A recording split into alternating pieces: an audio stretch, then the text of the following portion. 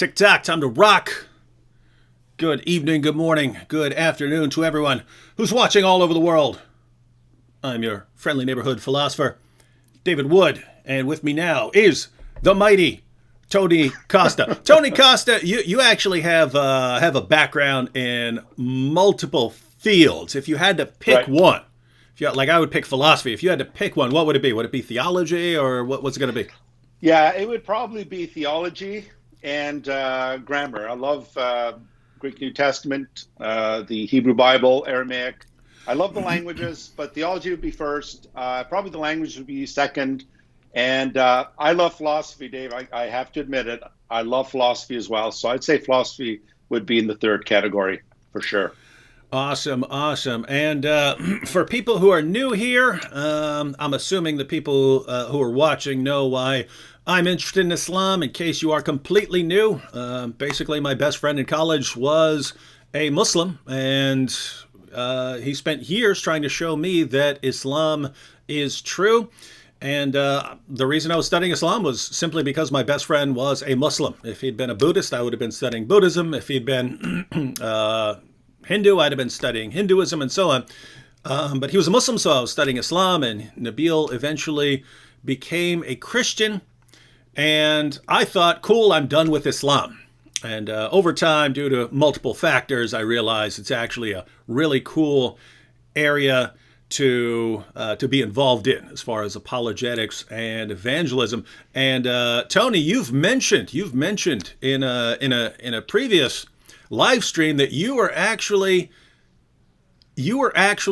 doing apologetics, dealing with Islam.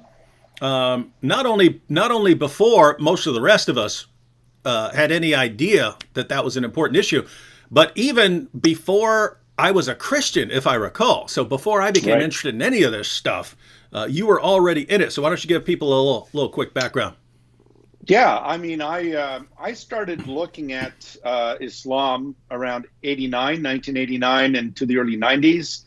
And my ministry was usually involved in apologetics. So anything apologetic, from the existence of God to comparative world religions to cults and so forth. And I got involved with Islam around 89, 1990, 91-ish. And it was around that time that I came across Shabir Ali. He had come to Toronto. I believe he was born in Guyana.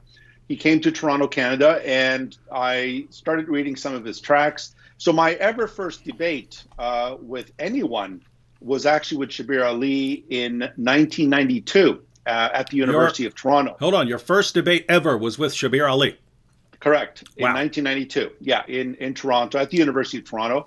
And then from there, we engaged in another debate in 93 on the Quran. Is the Quran the Word of God? And then we dealt with the crucifixion of Jesus, and then is the God of Islam the God of the Bible, and so forth and so on. So over the years, we developed a friendship. I count him as a friend, a brother in Adam. I want him to become a brother in Christ, but he's a brother in Adam. And so he and I both have great respect for each other. And we, through the years, have debated in various and sundry issues at various universities, online, on Unbelievable with Justin Brierley. We had a debate as well.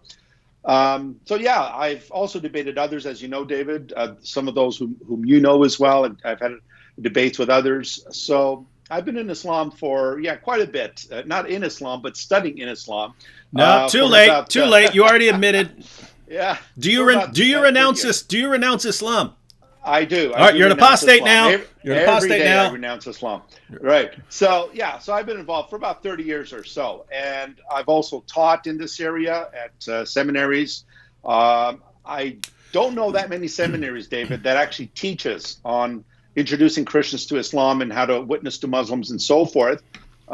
So I'm glad that my seminary, this fall, I'm teaching a course on Islam, on Introduction to Islam. So I'm really happy for that. Unfortunately, a lot of seminaries maybe have one course on general apologetics, history of Western thought, but that's about it. So they're not really equipping Christians on how to defend their faith against Islam. And I'd like you to comment a little more on that, because you just mentioned that it's rare to have Christian institutions teaching about Islam, and yet very common in the world of Islam for them to be trained in how to attack Christianity. And even among cults, it's built into them. It's built into them to raise certain criticism. And it's built into the religion of Islam because it's the Quran and the Hadith contain criticisms against Christianity. But even more than that, I mean, they are trained. They are trained to listen to people like Ahmed Deedat and Zakir Naik, and these are the questions that you can use to stump Christians. And then Christians just don't place any emphasis on it practically at all.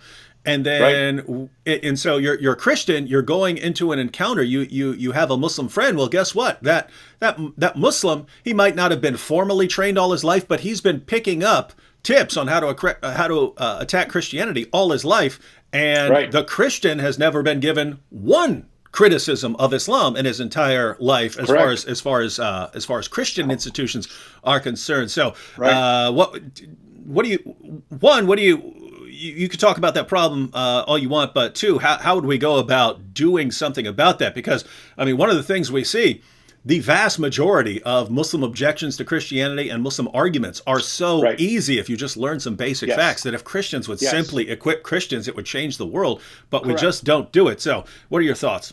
Well, when I was teaching Christians about how to share the gospel with Muslims and defend the gospel, I would first take them through how to witness to, but the main problem, David, is I place the fault at the feet of the church and pastors, because pastors are, I mean, they're wonderful pastors out there, but then when it comes to the defense of the faith, they really don't take this seriously enough. We should be having, cold case Christianity courses in our Sunday school. We should be teaching our young people about defending the gospel against Islam and against the cults and so forth. The problem is we're not doing enough in the defense department, and that is to our own detriment. So my passion for the past 30 years, David, has been to say we need to teach our people not only what they believe, why they believe, but give them handles and tools and on how to protect themselves and give a reasonable defense of the Christian faith. And so, because churches don't bother with this, we're seeing, unfortunately, a lot of Muslims steamrolling over Christians. Mm-hmm. So we need to educate our people for sure. Absolutely. And as I just mentioned, the vast majority of Muslim arguments are very easy to refute. And my goodness, Christians, if you realize the opportunity that we have right now, that Islam has been propped up on nothing but lies. Islam has been propped up on nothing but lies for the longest time, because Islam existed in the Muslim world where you can't challenge these lies or you'd get your head chopped off. But as Islam spread into other areas of the world, the people there didn't know anything about Islam. People don't study Islam there. So this allowed the Muslim preacher to come in and say pretty much whatever he wants about Islam, and no one is in a position to challenge it. If he sees that you love, you're in a society that appreciates science, Islam is a fount of science and learning. If they see that you like women's rights, well, guess what? Muhammad was a champion of women's rights. It doesn't matter what you like, they can adapt the message because everyone is in a state of ignorance and no one is in a position to correct the lies and the deception. All of a sudden, we get down to our time. 14 centuries later, we get down to our time. We have their sources. We have Islam's most trusted sources. Previous generations did not have that.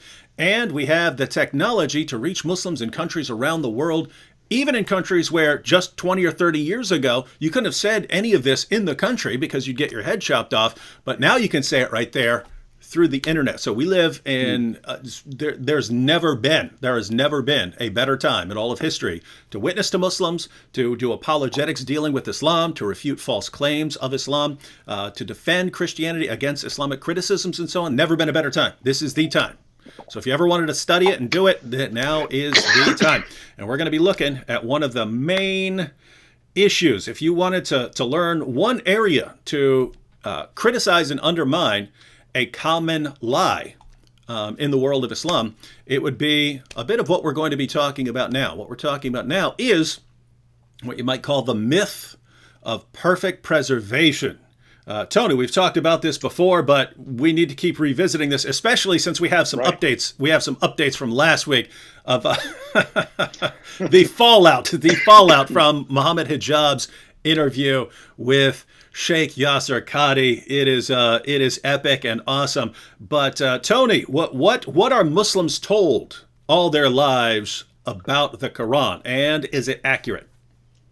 What they're told is that the Quran is that Muhammad received is the same Quran that has existed for 1400 years, and that it has been so perfectly preserved that not one vowel, not one consonant, not one word, nothing has changed at all. It's remained the same.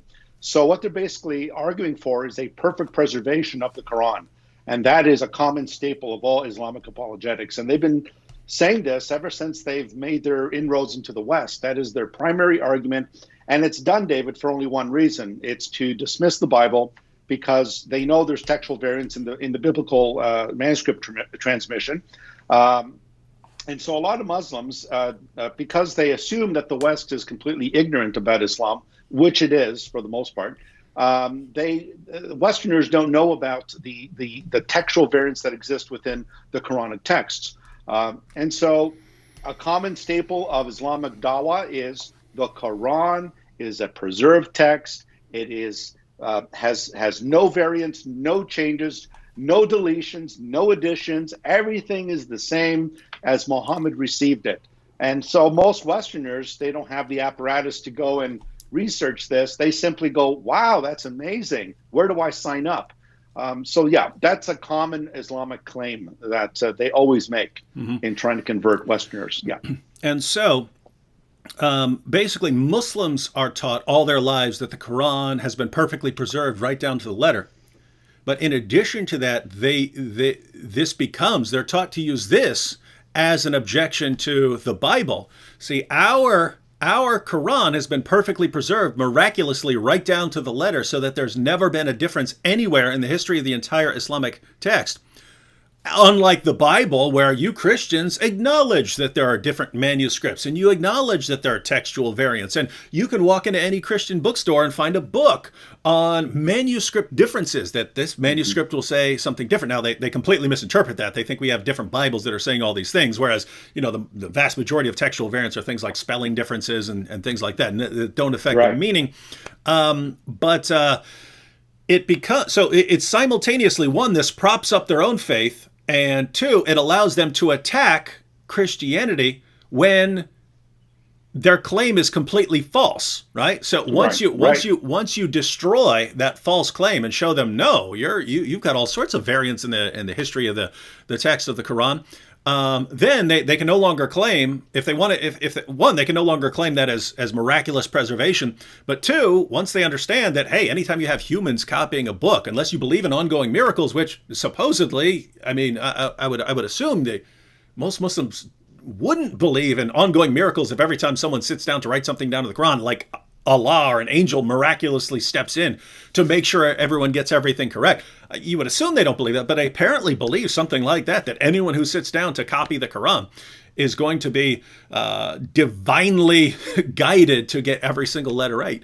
But anyway, unless you believe something like that, then you should acknowledge that human beings copying text can make mistakes, and it's perfectly normal, and that's why you need a field like textual criticism to examine the manuscripts, so that when one person copying a text makes a mistake, you can spot it because it doesn't line up with the other manuscripts.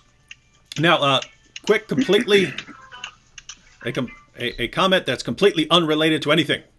But we see your necklace there, Tony. And Mike AD said, "Is Tony's necklace Catholic? What is that? Is that a Masonic symbol? What is that? Does that mean anything?" No, it's not a Masonic symbol. It's an ancient Christian symbol.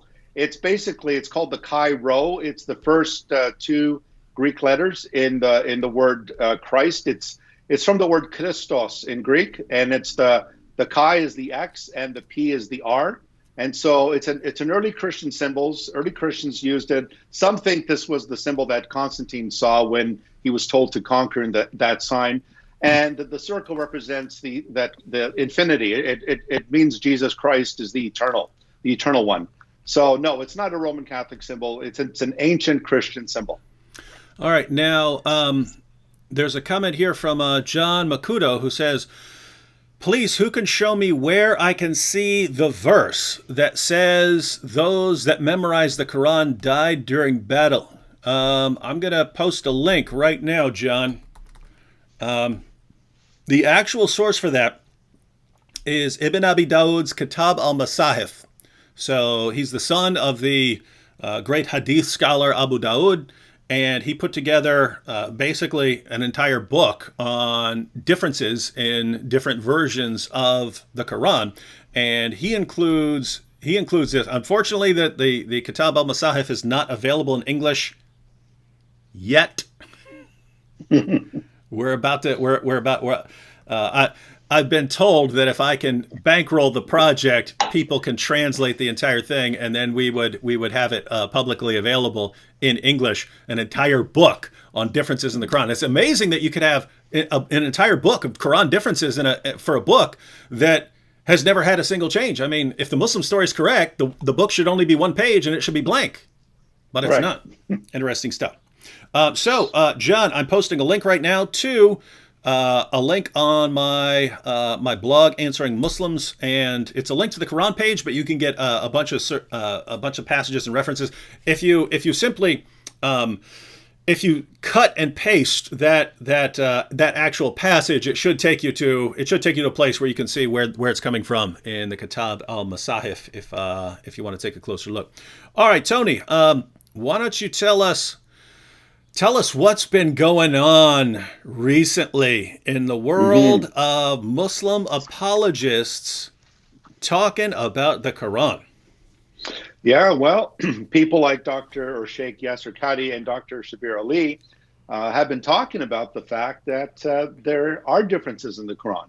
Yasser Qadi just recently, in the last video we're together, David, before we started having internet difficulties, Yasser Qadi said this: the standard narrative, that is the standard narrative of the perfectly preserved Quran, has holes in it. That's a direct quote. The standard narrative has holes in it. Holes in the narrative? Holes in the narrative. That's right. I thought about putting together a song with that as the chorus. Holes in the narrative. There are holes in the narrative, right? And then Prophet Muhammad jumps on there and he's rapping about what to do, and then Uthman has to burn everything, and then Hijab has to chop the video. Sounds like a good rap video, yeah. And so Shabir Ali came on and said the same thing. He said the same thing, that there were differences, and it was so bad that Uthman had to standardize the text of the Quran. So this would have been their version of the authorized version, I suppose. And so Uthman had to standardize the Quran and destroy all other Qurans. And so the problem, of course, with that is that they're finally admitting openly what you and I, David, and many others have been saying for decades, and that is that the Quran does contain textual variants, and that it is not a homogeneous text. That there are J. Smith and Hatun Tash have, I think, counted 37 different Qurans with different readings and so forth. So basically, these big intellectuals, Sheikh Qadi and Dr. Ali, are finally coming out, and they've been pinned against the wall, obviously. Western scholarship and the internet and so forth, and videos like yours, David, you've been exposing this for a long time. They're now at the point where they have to admit that, yes, there are textual variants in the Quran, but none of these variants affect any Islamic doctrines or Islamic practice, which sounds really, really familiar, David, because we've been saying Christians have been saying for at least 400 years, yes, there are variants in the Bible, but these variants don't affect any cardinal teachings of the Christian faith or Christian practice. And so we're now at the same point where we began. In other words, they're finally admitting what we've always said.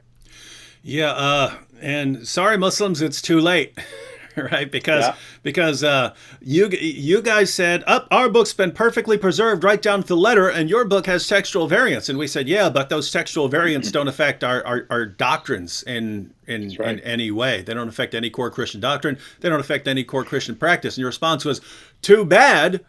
If it were really the word of God, God would have miraculously preserved it down to the letter so that there's no difference anywhere in any manuscript. He clearly didn't do that, and therefore your book has been corrupted. It cannot be trusted. So that was your definition of corruption. Any variant, any difference, that was the Islamic definition of corruption. And now you've got Muslim scholars acknowledging, nope, there are differences all over the place. We have completely different Qurans. Now, when I say completely different, I mean they are, in different parts of the world. They do not use the same Quran. Yes, a ton of the stuff will be the same in those Qurans, but it is not the same Quran. It's a total, utter myth. And Tony, one of the interesting things that happened in the discussion between Yasser Qadi, I got to make a video on this. The discussion between Yasser Qadi and what's his name, Mohammed Hijab. Yeah. Yasser Qadi is just clearly crushing the soul of Mohammed Hijab with all these questions. And in the end, it was absolutely hilarious. In the end, Mohammed Hijab tried to fall back to this position that we hear from Muslims all the time, namely that the power of memorization ensures that Muslims would be able to preserve the Quran. And so what he said was, look, if I gave you a blank Musaf, could you write down what the Quran of Muhammad was? And Qadi couldn't say yes. He couldn't say yes. Yeah, he said, "Don't ask me that question. Yeah. Don't ask me that question." And then Qadi was saying things like, "Look, if you want to talk about it afterwards when we're not live anymore, then I can tell you. But I can't tell you here. Now think about this.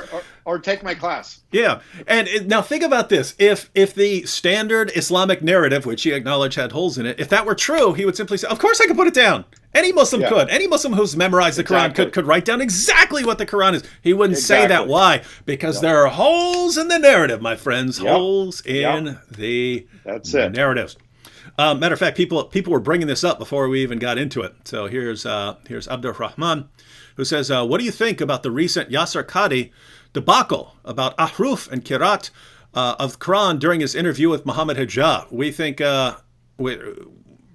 as far as that interview, I had all the respect in the world for Yasser Qadi for acknowledging these things. Same thing with Shabir Ali. I obviously don't like his explanations of it. Shabir's explanations, I see some problems there. But as far as them trying to introduce the popular Muslim world to the fact that there is not simply one Quran, you got to respect them, because they're going to get blasted for it, and they are. Yep.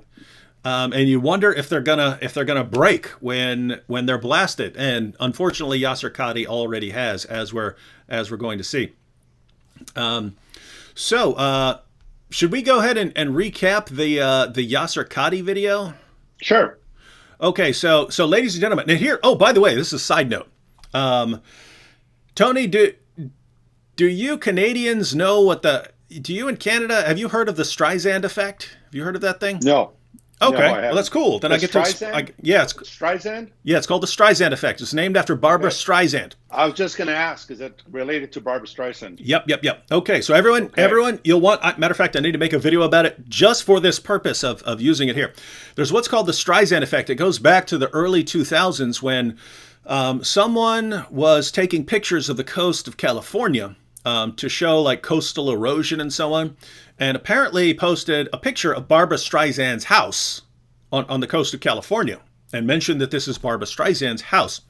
And so Barbara Streisand flipped out about this. You can't be, you're sharing my personal information here. You're telling people, you're not giving the address or anything, but you showed them a picture of my house so that, if they were ever in the area, they would know that's my house. So Barbara Streisand flipped out about it and sued the dude. Right? Sued the dude. So somehow it spread in the news that Barbara Streisand suing people for posting a picture of her house, but then it became a big story and everyone started looking into it, and then everyone is looking at the pictures. Now, here's what happened. On the website, it was a small website, there were only 6 downloads of the picture. 2 of them were from Barbara Streisand's lawyers.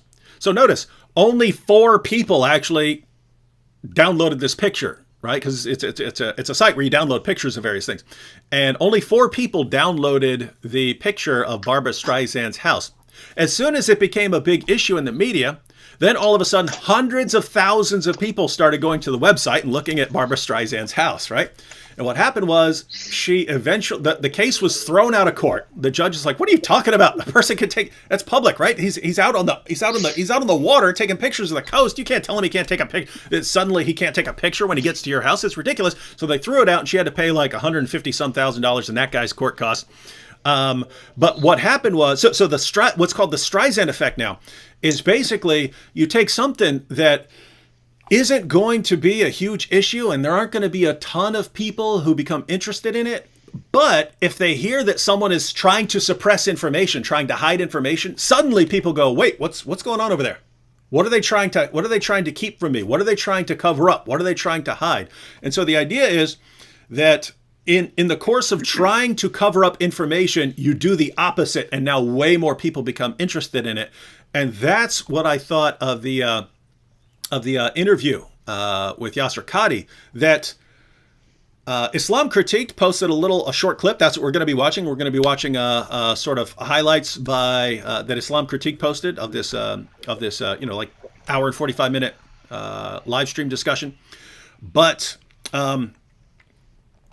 I wasn't gonna watch it. Islam Critique posted a little bit, and I was thinking, okay, so Qadhi admitted a few things and so on. And I wasn't going to watch it. I was going to, mention it, play that little clip and so on. So people, Qadhi can be another example of someone who's actually admitting some interesting things. But then when Mohammed Hijab deleted that part, right, because there was a backlash, Muslims started coming, "He's shaking our faith. What are you doing? Yasser Qadhi is destroying our faith in the perfectly preserved Quran." So then Mohammed Hijab cuts out half an hour of footage so that it stops destroying the faith of Muslims. And soon as people hear that, they're like, "What? Wait, you're deleting footage?" And then Abdullah Samir, who's an ex-Muslim atheist, he posted a video going through why Mohammed Hijab is deleting footage and so on. And so now it's kind of a big, big issue, and everyone wants to see what Qadhi said. Everyone wants to see what Qadhi said now. And the vast majority of people who want to see what Qadhi said are people who would never have been interested in that if there hadn't been an attempt to cover up and conceal what he said. Now, Tony, I think this is kind of similar to the way Islam has treated evidence about the Quran all along. Do you see any parallels here? Yeah. It's called I guess it's the Uthman effect or the Uthman syndrome. It's the Uthman syndrome because that's what Uthman did. He destroyed all the other competing versions of the Quran in his time. And of course, Al-Hajjaj did the same thing in his day. And then, of course, 1924, the Hafs edition of the Quran was published in Cairo, Egypt in 1924. And they got all the other Qurans and they just flooded them in the Nile River. So what is it? Well, see, Christians are different, David. With Jews and Christians, when we discover a little credit card sized manuscript, I mean, we feel like we've discovered plutonium. I mean, there is jubilation. There's like, wow, we found, P52, Papyrus 52 at the John Rylands Library in Manchester. And we find Codex Vaticanus, Codex Sinaiticus, or the Bede Papyrus. When we find these little pieces of papyrus, we want to go back. We want to go to the oldest documents that we have. And you'll notice with Islam, David, it's very much like the cults. They try to go away from their past. They try to move away from the ancient early documents. Why? Well, what do they have to hide?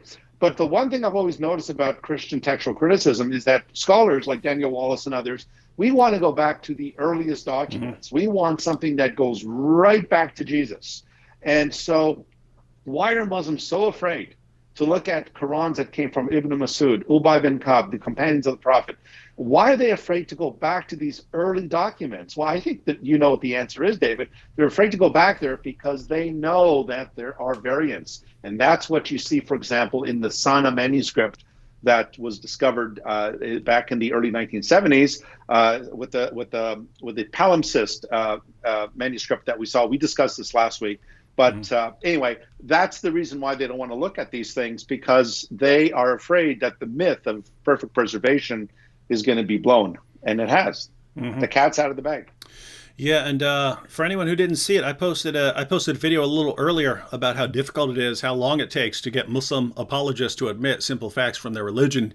I posted a video about Yasser Qadi admitting that Muhammad married Aisha when she was a little girl, and Shabir still denying this. But Yasser Qadi simply calls people who deny it liars. He says, "Stop lying about this." But notice, for 30 years we've been saying, "Hey, your prophet had sex with a 9-year-old girl. What's up with that?" And it came up largely in response to one of the main Muslim arguments back then was the argument from Muhammad's great moral character. He's so great, he must be a prophet. And we said, okay, well, why do you have sex with a 9-year-old girl? And the response for the longest time was, nope, she wasn't 9, she was 19 or 18 or something like that. She was much, much, much, much, much older. And so we had to just keep, for decades, throwing their sources in their faces. Why? Source after source after source after source. She's 9, she's 9, she's 9, she's 9, she's 9. And we keep putting these in their faces. Finally, it's becoming far more common among Muslim apologists to admit that she's 9, but to say that she had reached puberty, which also isn't true, but at least, still making progress. But I see a parallel there in that Muslims make a claim that is made in defense of their religion. So Muhammad is the greatest man who ever lived. His character is impeccable. The Quran's been perfectly preserved. They just exaggerate all these things in their religion, make all these absurd claims. And then we start going to their sources to show them that's complete nonsense. And they start massively reinterpreting their own sources, and they just start cranking out lie after lie after lie after lie to justify the lie, the original lie that they told. And so you notice the parallel here where for decades, Muslims are saying, nope, she was 19 or 18 or so on. And now you've got Muslim apologists saying, okay, stop lying about this. We can't keep lying about this. But then you have this parallel with the Quran that for decades, we've been going to their sources, showing them what's in their sources, showing them that the Quran has changed over and over and over and over and over again. They always deny it. And now you've got a crack. Now you've got a little crack forming. And you got Yasser Qadi and Shabir Ali saying, no, we got some problems here, guys. We got some problems here. Mm-hmm. And then there's a backlash against them from Muslims because Muslims think these guys are evil when they're the ones who are trying to ease the Muslim community into the truth. They're trying to let the Muslim community down as gently as possible. But man, there's no falling gently on this one, right? Your leaders have been lying to you your entire lives. And that's just got to hurt once you start realizing it. Any thoughts on this stuff, Tony? Yeah, I agree with you, David. I mean, once you get cracks in the foundation, it's just a matter of time before, you get flooding, the edifice begins to crack and collapse eventually. So the cracks in the foundations, and what happens with cracks, David, they always get bigger and bigger and bigger until the building collapses. So that's what we're seeing right now. We're seeing the beginning of the tremors have already occurred. We're beginning to see the cracks in the foundation, and it's going to be interesting. And I'm thankful to God, David, that I've lived to see this day when people like Shabir Ali would come out and basically admit what we've always been saying. And so I think the years ahead are going to be very interesting in Islamic apologetics. Remember what Jesus said, a house divided against itself cannot stand. And so there is division in the house of Islam. So much for the unity of the Ummah. We keep hearing about there's so much unity in the Ummah. But no, it is a divided house. And it's going to divide and break down for sure. Mm-hmm. Yep, it's starting to look pretty bad. All right, should we go ahead and review? Yeah, sure. All right, so we're going to watch. This is from Islam Critiqued, ladies and gentlemen. So if you go over to Islam Critiqued's channel, you can get this video, a few highlights from the discussion with Yasser Qadi.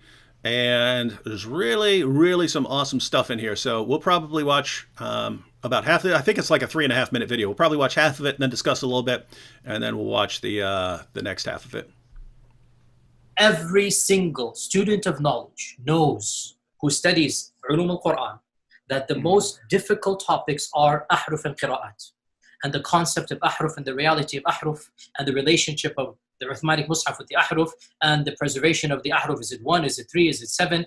And the relationship of the qira'at to the ahruf.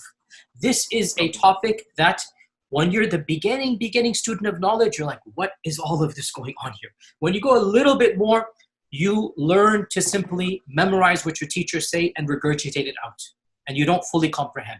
When you do a deep dive is when things get very, very awkward and difficult. And this isn't new. This is from the time of the Sahaba. This is not a joke, brothers and sisters. The issue of ahruf and qira'at caused confusion to somebody whom the Prophet ﷺ said, if you want to listen to the Quran directly, listen to Ubay. Ubay is not some even average Sahabi. He is the Qari of the Quran. He is the master. He is who he is. And he goes, فَدَخَلْ فِي نَفْسِي شَكْ. Like, what is all of this stuff? Again, this is you were asking some very honest questions. It's the first time I'm saying these things. Many people are aware. Actually, I wanted to pause it there. Over some of those amazing admissions that notice, according to Yasser Qadi, this issue of the Qiraat and the Ahruf, so the Qiraat, these sort of modes, these modes of recitation and so on, and the Ahruf, which Muslims can't even agree on what in the world this stuff means. They'll say, "Oh, it talks about dialects," and if they're challenged on it, they can't even defend that claim. But here you have Yasser Qadi admitting that this is difficult stuff, and he's saying it's a problem. And guess what? It shouldn't be. If there's only one Quran, perfectly preserved down to the letter, then every Quran should line up. There should be no problem anywhere. The history of the Quran should be perfectly well understood. And there should be no problem. And he's saying that there are problems. I want to draw attention to these things because we're going to see, unfortunately and sadly, we're going to see that Yasser Qadi is trying to backpedal now. So we want to be very clear on what he's acknowledging. What do you think about these clips so far? We've got more to watch on these clips, but.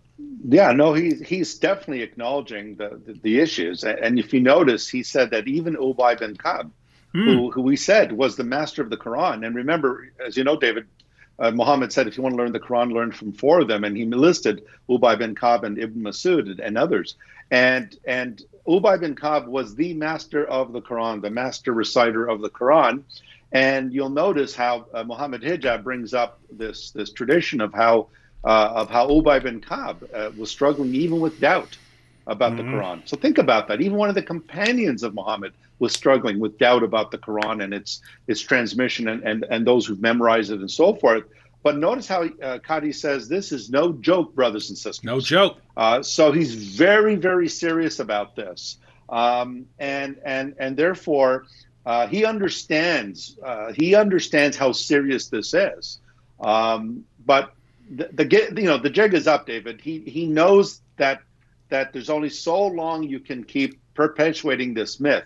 There are serious issues, and I'm glad to hear Qadi say that. So, yeah, and the other important point, he packed a lot into that first minute or so right there. But the other thing he said is, Muslims, the Muslims at the sort of, he considers it the lowest stage. But there's a stage beyond. There's a stage much lower than that, which I think is much more common. Is the stage where they haven't heard of Qiraat and Ahruf. They haven't heard of any of this stuff. They have no idea what anyone's talking about. They've only heard one Quran perfectly preserved, no difference anywhere. That's what they've heard, and that's what I hear from the vast majority of Muslims. So I think he's talking about once you start your initiation into reality. When you first hear of the Ahruf and the Qiraat and so on, you're just going, what is this? What is all this? This doesn't make any sense. Why wouldn't it make sense? Because you've been told one Quran, perfect preservation. What is all this stuff about, different modes and so on? What are you talking about here? So he says, at the beginning stage, you're wondering what's going on. Then if you dig a little deeper, you start just simply regurgitating what your leaders tell you. Tell you. So they'll say, the Ahruf, those are just different dialects. And here's why the Quran needed to be revealed in these different dialects and so on. And he says, but then you keep digging and you find out we have got a problem here. There is a problem. We've got a problem. There are holes in the narrative. And what in the world are we going to do about this? And as you'll see, as he continues to go on, he believes that discussion needs to be kept away from the Muslim community.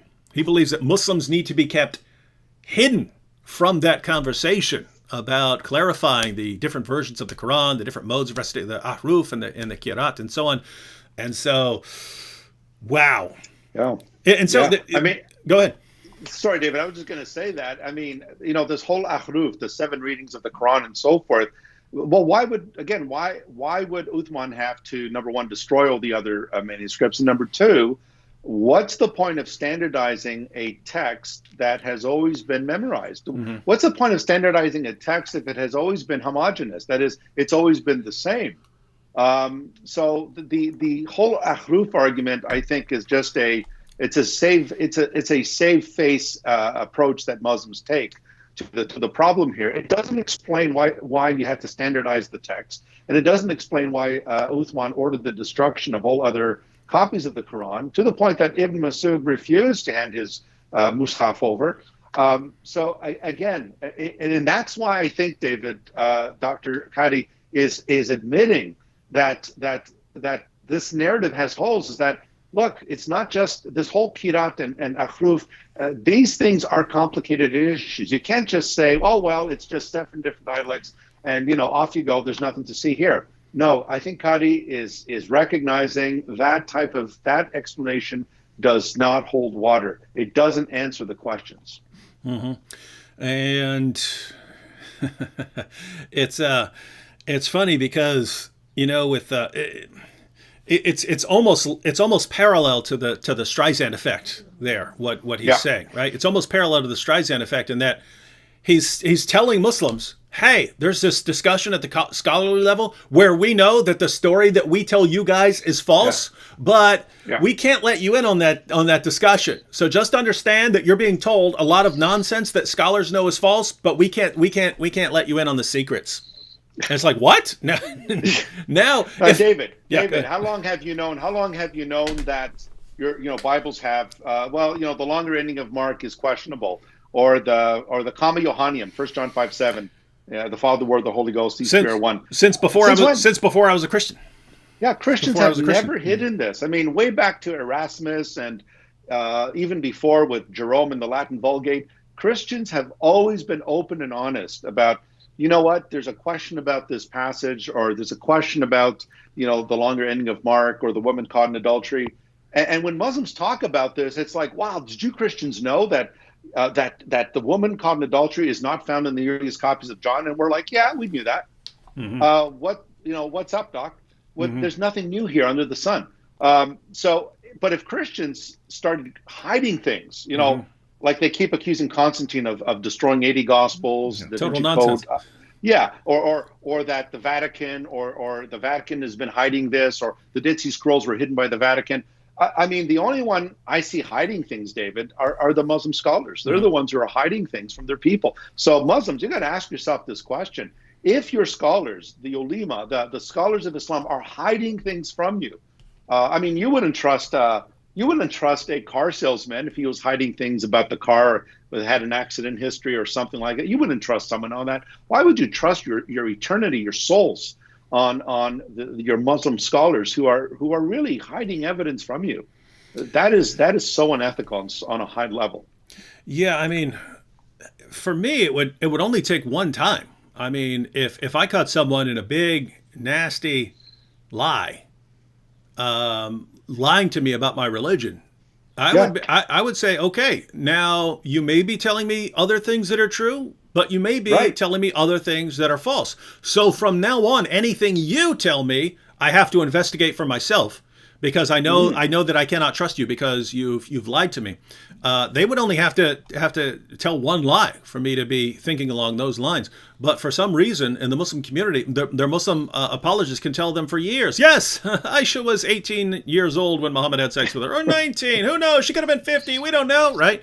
They've been telling them this nonsense for years, and now they admit, okay, she was 9 years old. How do Muslims not jump up there and say, whoa, why have you been telling me she's 18 or 19 for the past 2 decades? Why have you been telling me that, right?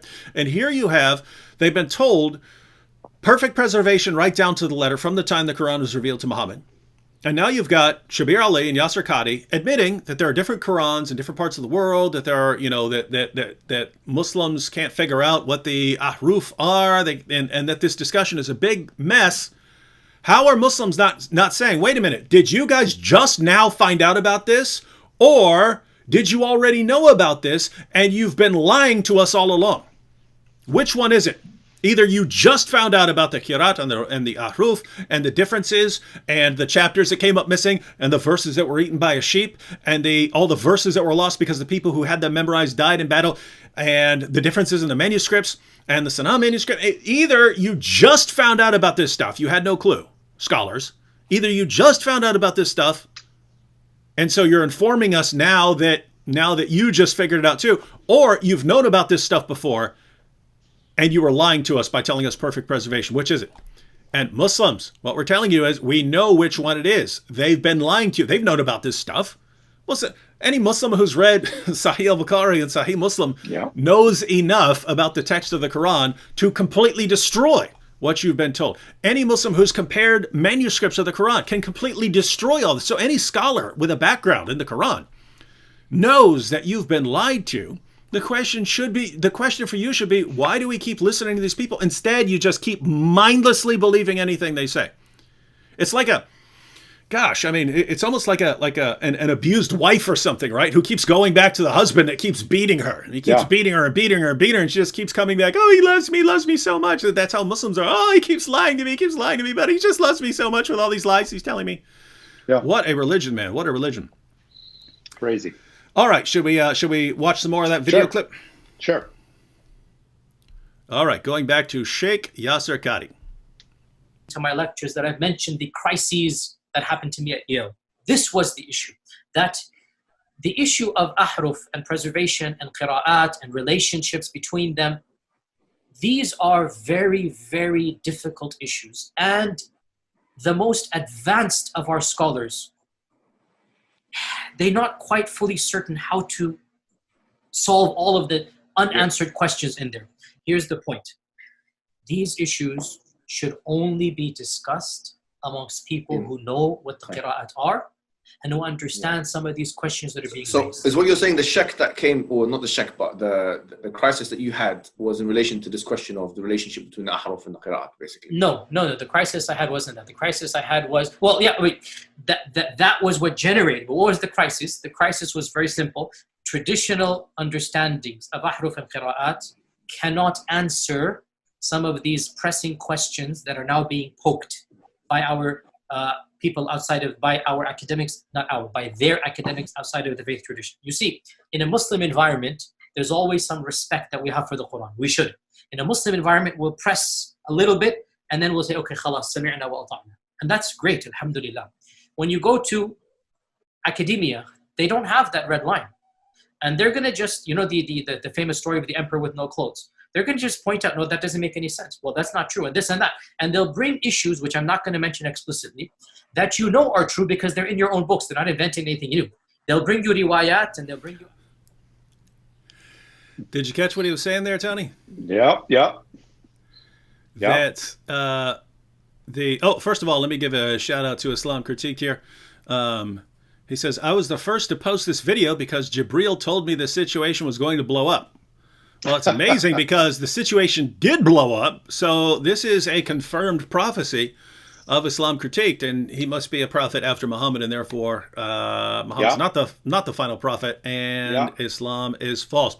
What are your thoughts on the clip we just heard? There's still, I think, another minute left on the clip, but I think that I think what he said about going to Yale is what really shook him up, and that's because when you go to an Ivy League university or a school of higher learning, it's not the old Islamic mantra, preaching to the choir, the Quran's always been preserved, etc. Western scholars look at history objectively. They look at texts objectively, and so they should. And it was there that he was pressed on these issues. Notice how he said, David, there's issues that I'm not going to bring up. One of them, I bet, was Aisha being 9 years old. And so he's openly admitting that these Western scholars, did you hear what he said? He said, they're using our books, they're using our materials. And so what has always astonished me, David, and you get this all the time too, is you will quote their own materials and they will get angry at you. They will call you a kafir. They will call you every name under the book. And yet these sources come from within Islam's most trusted sources and texts.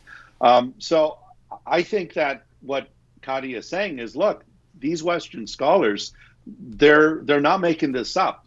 these issues are in our books, and they keep poking. I like the way he said there's no red line in academia.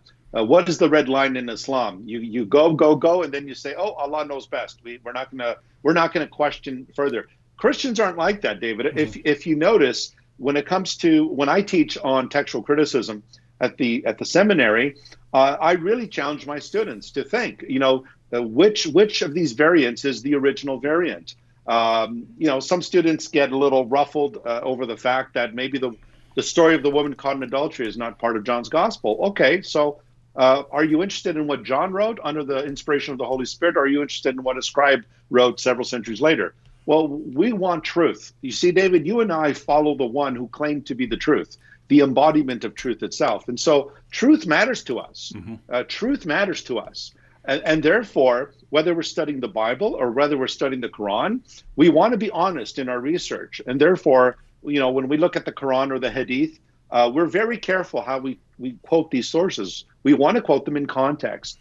And so I appreciate the fact that Qadi is giving, a shout out to Western academia, because they're doing what really we've been doing for a long time. And that is just dealing with the texts, dealing with the source materials. And they do not support the Islamic claim that this Quran is simply a preserved text. Yeah, and again, I mean, how sad is this? How sad is this situation? When you've got the Muslim apologists, and the Muslim apologists and scholars and leaders, they tell their people, perfect preservation right down to the letter, no difference anywhere in the entire history of the Quran from the time it was revealed to Muhammad. And we all go through their sources. There's some people who examine manuscripts and so on, and we just say, that's completely false. That's completely ridiculous. In other words, we say, there are holes in the narrative. There's some holes in your narrative there, right? What you guys are saying does not fit the facts. And then you've got Yasser Qadi here saying, we as Muslims, we really love the Quran, and so we push a little, but then when we're given an answer, we say, yeah, that's enough for us. And he says, as you pointed out, the Western scholars, they don't have that line, and so we give them their answer, which we think is fine, which we accepted when we saw a problem, and our Muslim leaders told us. But they don't stop. They push farther. And it was amazing because he said, and we know they're right.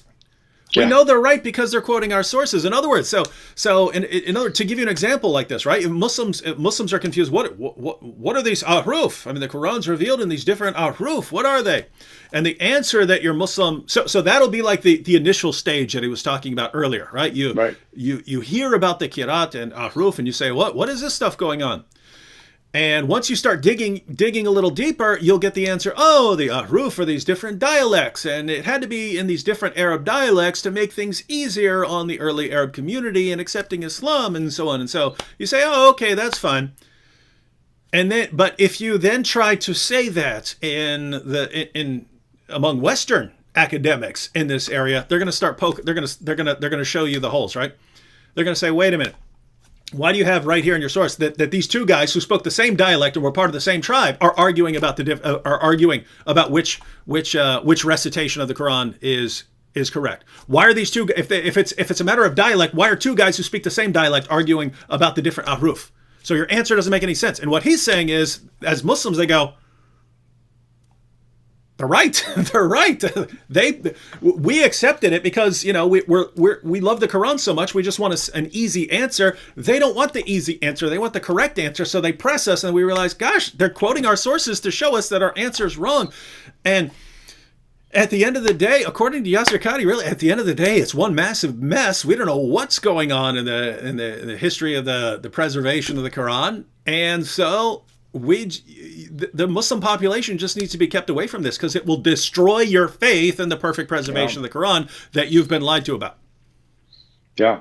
And there's a double standard too, right, David? Because how many years have we heard Muslims like Shabir Ali going to the Jesus seminar, quoting Robert Funk, quoting Bart Ehrman, quoting liberal scholars against the New Testament, against Jesus and so forth. And we would say, well, yeah, I mean, if they're bringing up textual issues, we can agree on, the various variants and so forth.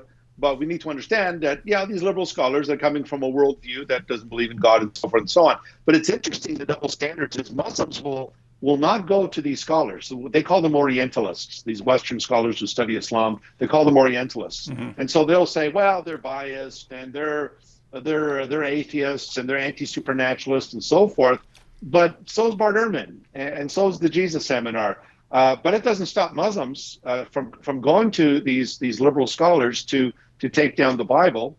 But for some reason, there's a double standard. In other words, it's okay for Islam to go to these so-called, they call them Orientalists, to dismiss them and say, well, we can't believe what they say. But we're definitely going to go to the liberal scholars to attack Christianity.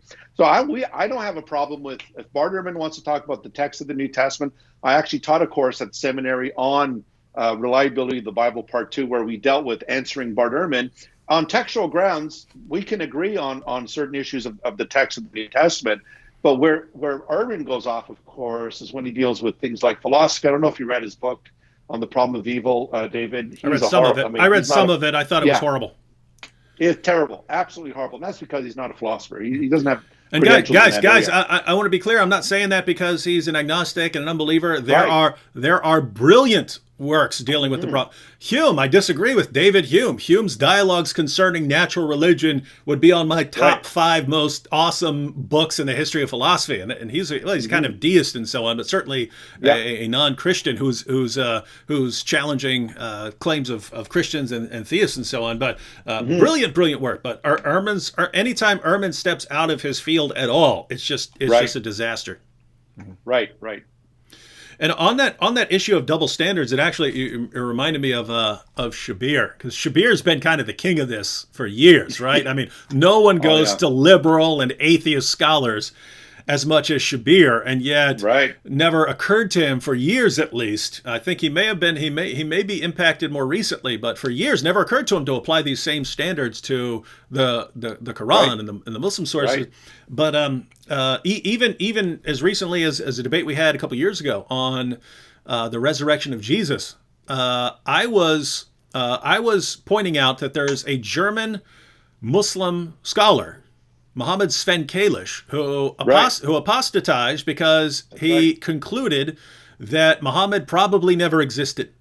That's right. Now, I disagreed with his conclusion there, but how he came to that conclusion was very interesting. He says, "Hey, we Muslims, we apply these certain standards to the Bible, and we attack the Bible. What happens if I apply the same standards we use against the Bible? What happens if I apply those standards to our Muslim sources?" And he concluded so he applied the same standards and concluded, I can't even say Muhammad existed. Right? So that's what happened when he tried to be consistent. Anyway, I pointed this out to Shabir, and Shabir's position was, well, if people are coming along, if they're that radically skeptical and they say people didn't exist and stuff, you just can't take them seriously. And then later in the debate, I forgot to point it out. I noticed it as soon as he said it, but I forgot to point it out because I was focusing on something else. But later in the debate, to make one of his points, he quotes Robert Price, who doesn't believe that Jesus existed, right? That's right. And so it's just complete, utter hypocrisy every step of the way. Yeah. And it's just, wow, it's amazing. But I mean, even with Bart Ehrman, David, Bart Ehrman, one of his books was Did Jesus Exist? And Ehrman vehemently defends the historicity of Jesus, unlike Kalish, who applied. And that's because, David, the evidence we have for the historical Jesus is much greater than the historical evidence we have for Muhammad. Yeah. I mean, his biography is 150 years later with Ibn Ishaq, and then Ibn Hisham had to heavily edit that another century later. So, yeah, the biographical information for Jesus is much greater than that of Muhammad. Yes, and so now to go back to what Tony was just saying, there's this situation where you've got Sheikh Yasser Qadhi admitting that, hey, even Muslim scholars, we try to accept answers and we accept answers a little too quickly and easily, and if we're pushed on them by Western academics, we realize they're right. They're right. Mm-hmm. And so here he is saying these other guys who don't respect the Quran, who don't accept the easy answers, are actually right according to our Muslim sources. That's what he's saying. Yeah. So our answers are wrong according to our own Muslim sources. He tells Muslims that, but the entire time he's saying, but I can't tell you anything about what I'm talking about right now. I can tell you that you guys believe things that are wrong. There's holes in the narrative that you believe that you got from us, and that Western academics are the ones who are destroying this narrative, and they're right, but I can't tell you anything about what's going on here because it will because you'll leave Islam, and I don't want to do that to you. Amazing. And this is stuff. a textual issue, David. This is a textual issue we're talking. We're talking about text. We're not talking about the theology of Islam. We're talking about the textual criticism of the Quran. And so, like I said, we're not afraid of the textual critics. We've withstood them for 400 years, and the Bible is still the world's bestseller.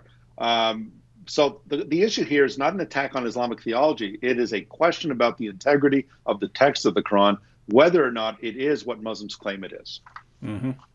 All right, let's go ahead and watch the last minute of that video. Oh, by the way, I left this up here by Islam Critiqued. Everyone, if you're not subscribed to Islam Critiqued, there are lots of apologists who come at the issue of perfect preservation from kind of a different angle. There are people who are kind of manuscript based. They're talking about, the different manuscripts and the different versions of it. So Hatun Tash and Jay Smith, they focus a lot on different versions of the Quran in the world today and differences in the manuscript tradition. I'm what you might call source based, meaning I'm just quoting Muslim. All I do is quote Muslim sources. All right, I quote Muslim sources about chapters coming up missing and passages being lost and verses being eaten by a sheep and stuff like that. I just quote their sources.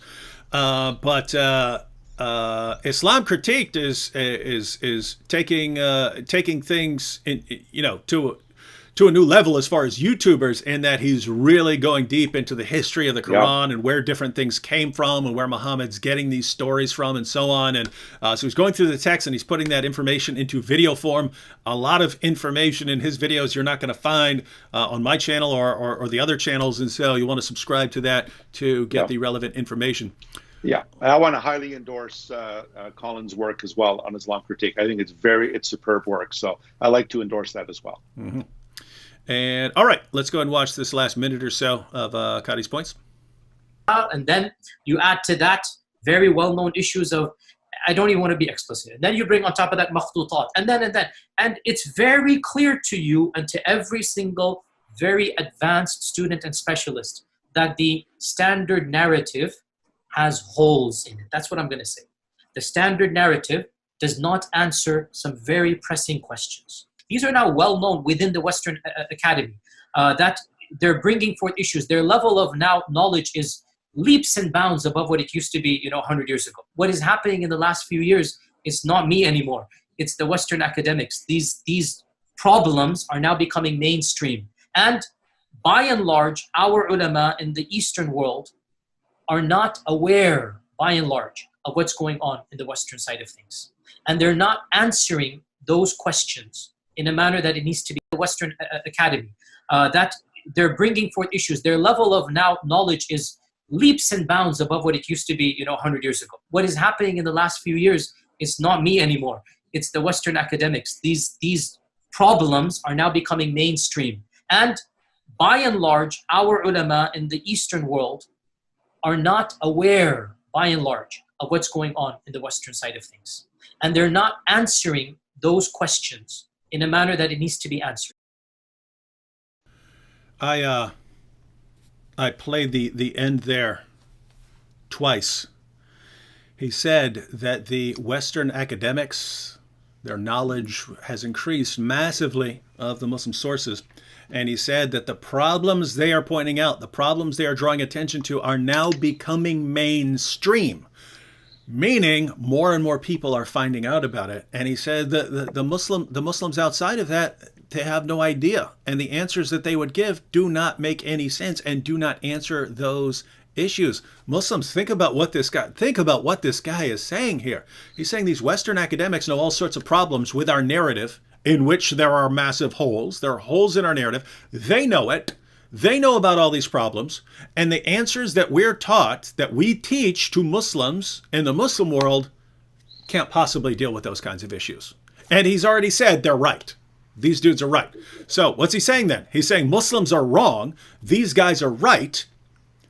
The answers that you Muslims think are real answers could never answer these issues, and their knowledge continues to grow. Their knowledge continues to grow, and the problems that they are pointing out are becoming mainstream Tony, can you imagine what a Western academic who studies the Quran must think when he looks and he sees 1.6 billion Muslims who have been completely lied to about the history of the Quran? And he's looking, they're all going, perfect preservation right down to the letter. And he's going, what are you talking about here? What are you talking about? How do your leaders tell you that? He must be absolutely disgusted with the way Muslim apologists and Muslim scholars treat these Muslims, keeping them in a state of ignorance and deception and delusion. And here you have Sheikh Qadi telling them that's what the situation is. You guys are in a state of ignorance, deception, and delusion. It's Western academics who have it right, and I cannot tell you what they got right because it would destroy your faith if I did. Right. And so I have to tell you, you're all wrong. There are holes in the narrative. Yeah. They're right. We're wrong. And I'm not going to tell you anything beyond that. My goodness, what a gift. Yeah. What a gift we have in Yasir Qadi. Yeah. Yes, indeed. Yes, indeed. Yeah. And David, I was also thinking that, I mean, if you read other Orientalists, as they're called, I mean, people like Gabriel Reynolds and Francois de Roche, and you read people of that caliber, Robert Powers and so forth, it's very clear that what these scholars are saying is exactly what Qadi has just admitted. But they're getting it from the Islamic sources. Again, they're not. It's not like they discovered plutonium here. They're simply going to Sahih al-Bukhari, Sahih Muslim. They're going to Sunan Abu Dawud. They're going to Ibn Ishaq, the Sirah. They're getting all this from the literature. And I mean, yeah, their knowledge has increased. But I think way back in the 1930s, Arthur Jeffrey knew about this already at Columbia University. He was familiar with this. But I think what he means by the knowledge has increased is, David, the internet has sealed the doom of the Islamic myths. And so more and more people now can access the hadith online, the Sirah, and of course, they can check out the sources for themselves. And really, that's obviously what's behind Shabir Ali and Yasir Qadi coming out and acknowledging some of these things, right? Notice what he's saying. He's saying the problems that are being pointed out in the West are becoming mainstream, meaning they're becoming easier and easier to find. More and more people are becoming aware of these facts, and the Muslims are still in a state of ignorance. They think that they've got answers, and it's complete delusional, false nonsense, right? And so he's noticing that, and he's realizing, wait a minute, if their knowledge and the spread of that knowledge is increasing, we can't continue to just be in a state of ignorance. Pretty soon, it's going to be everywhere. Everyone's going to hear this, and the entire Muslim confidence in the Quran, this false narrative that they've been given, is just going to collapse all at once. So we kind of need to ease Muslims into this. We need to start giving them hints. Guys, there's some problems here. Oh, but it's still the Word of God. It's still the perfect Word of God. But the narrative we've given you is just, is wrong. He's trying to ease them into that. Yeah. And then he gets a backlash. And then we got to delete the footage. And so I think Yasser's concluding right now, Muslims are not ready for this. Yeah, I gave them a little glimpse that they are not ready for it, and that's why he's backtracking. Matter of fact, let me go ahead and put that. Let me go ahead and put that up. So this is Sheikh Yasir Qadi actually pulling.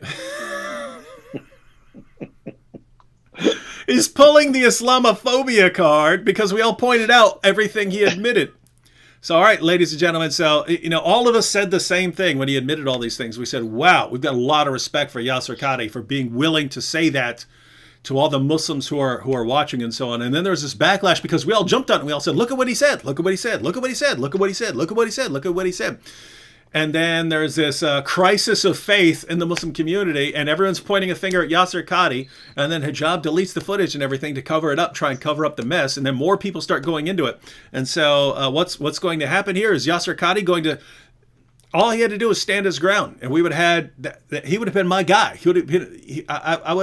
I would have liked him as much as James White likes him, right? I'd have been like, anyone who can stand his ground with 1.6 billion Muslims saying, you're destroying our faith by telling us the truth. Anyone that could stand his ground and say, well, look, I'm going to speak the truth to you no matter what, even if it hurts you, right?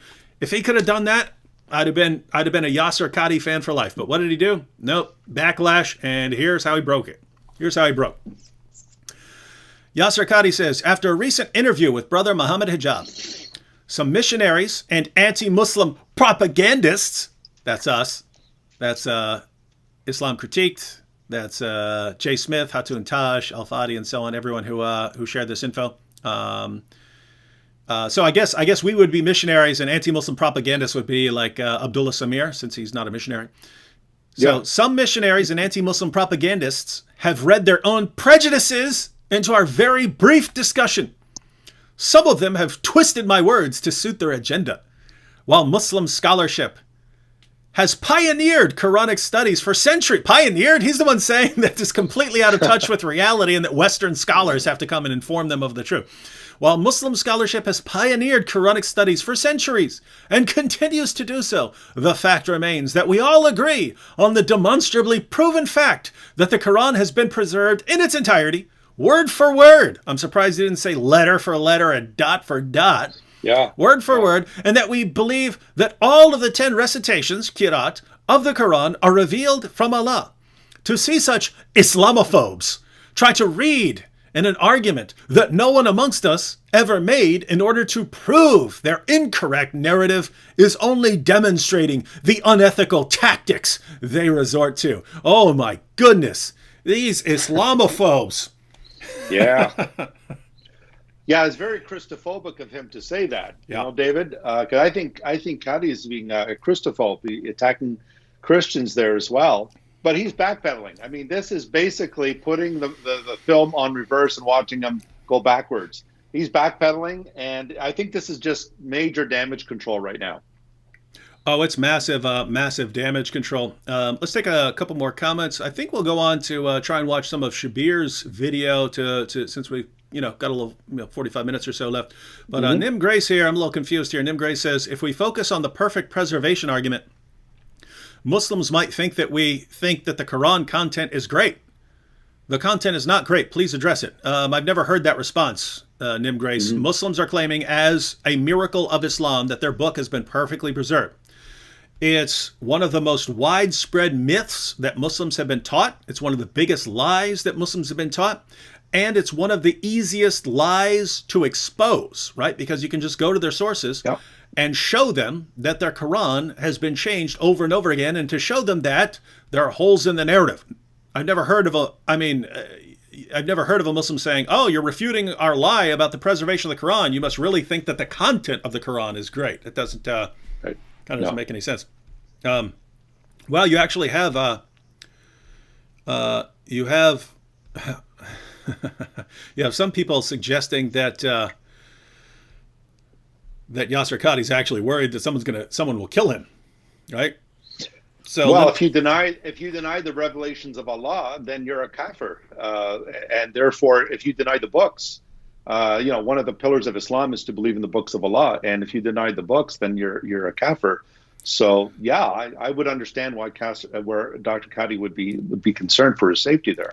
Yeah. So Linda Clark says he is afraid he will be killed.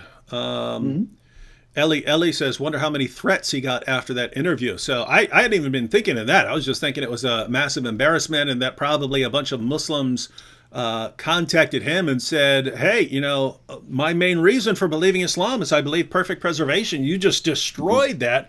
And I think he's trying to comfort them. He probably heard from a bunch of Muslim apologists who are trying to do damage control. Because notice Muslim apologists just started posting videos left and right. Nope, it has been perfectly preserved. It has been total nonsense. But everyone's trying to do damage control. And so I was assuming that a bunch of people just went to him and said, look, man, you got to do something. That people aren't ready for this. And then he backtracked. And then he was willing. It's a retraction, David. It's a retraction. That's what it is. He's retracting. And where'd that comment go? There's one comment I wanted to put up. Oh, there we go. AKR said, too late, Yasser Qadhi. The reason I'm laughing is because AKR put up too late, Yasser Qadhi. But in my mind, when he was backtracking, I was thinking of the song, but it's too late, baby, now it's too late. Though we really did try to make it. Or in his case would be, though we really did try to fake it. Right? Fake it. Oh, man. Hey, anyone who can sing out there, please make a parody song. But it's too late, Yasser, now it's too late. Though you really did try to fake it. Too late. Too late. Oh, let me get down to one more comment. Let's see. Where did it go? What did that? Okay, so Madeline here.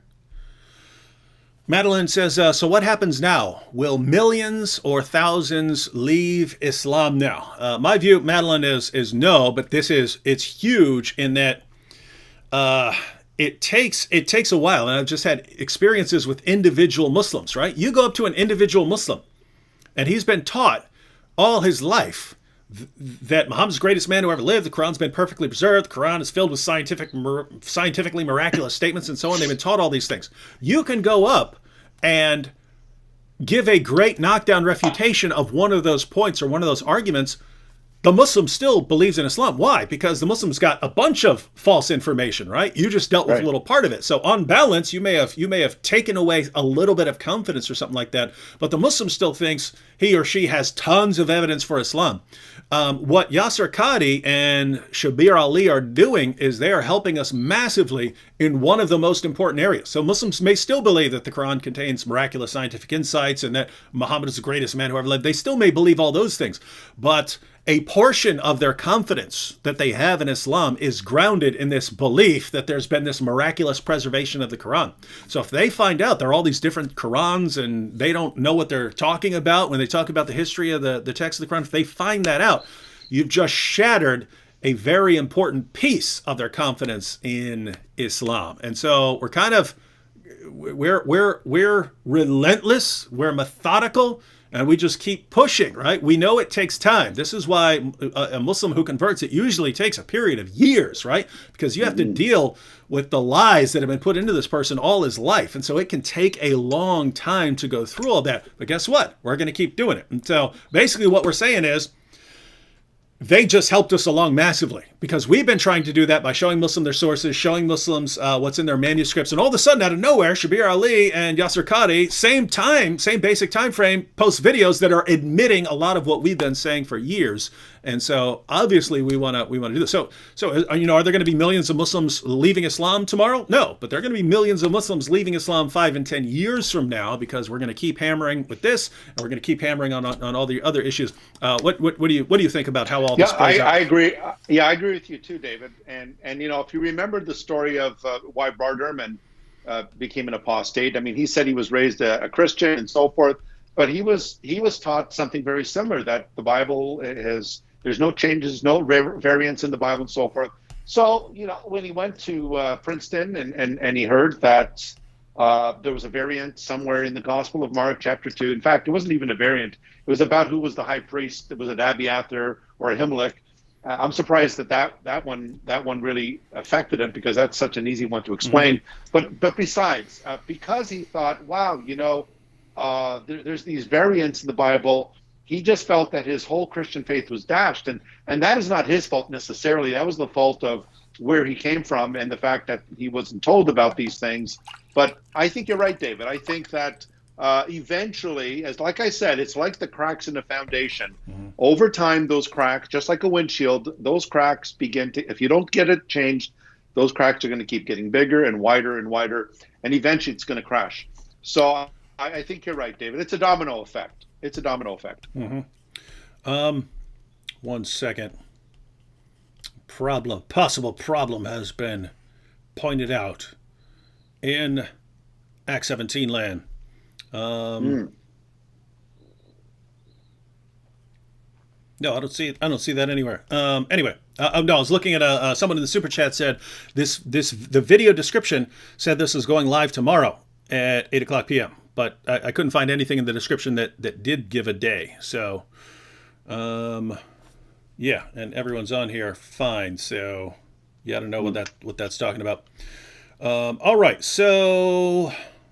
Matter of fact, let's read since I'm on the super chat page, let's read a couple super chats. Rochelle Judd posted a super chat but didn't leave a comment. A fresh coat of paints posted a super sticker called Game Over. That's good. Game Over. That's did you ever see the movie Aliens when you were younger, Tony? Yep, I did. There was what's his name, Bill Paxton, but it's cool. What the background of the movie was, it was improv. He was improving when they found out that no one's coming to save them and stuff, and he just starts going, "Game over, man, game over." But he was improving, so I always liked that line and stuff. So game over. Robert Wilson said, "Love you, Tony. God bless. Shout out from a fellow Torontonian." Is that what you guys are called, Torontonians? Awesome. Yeah, we're called Torontonians. Awesome. And he said, "Thank God we can go back to church again." The church is open up there?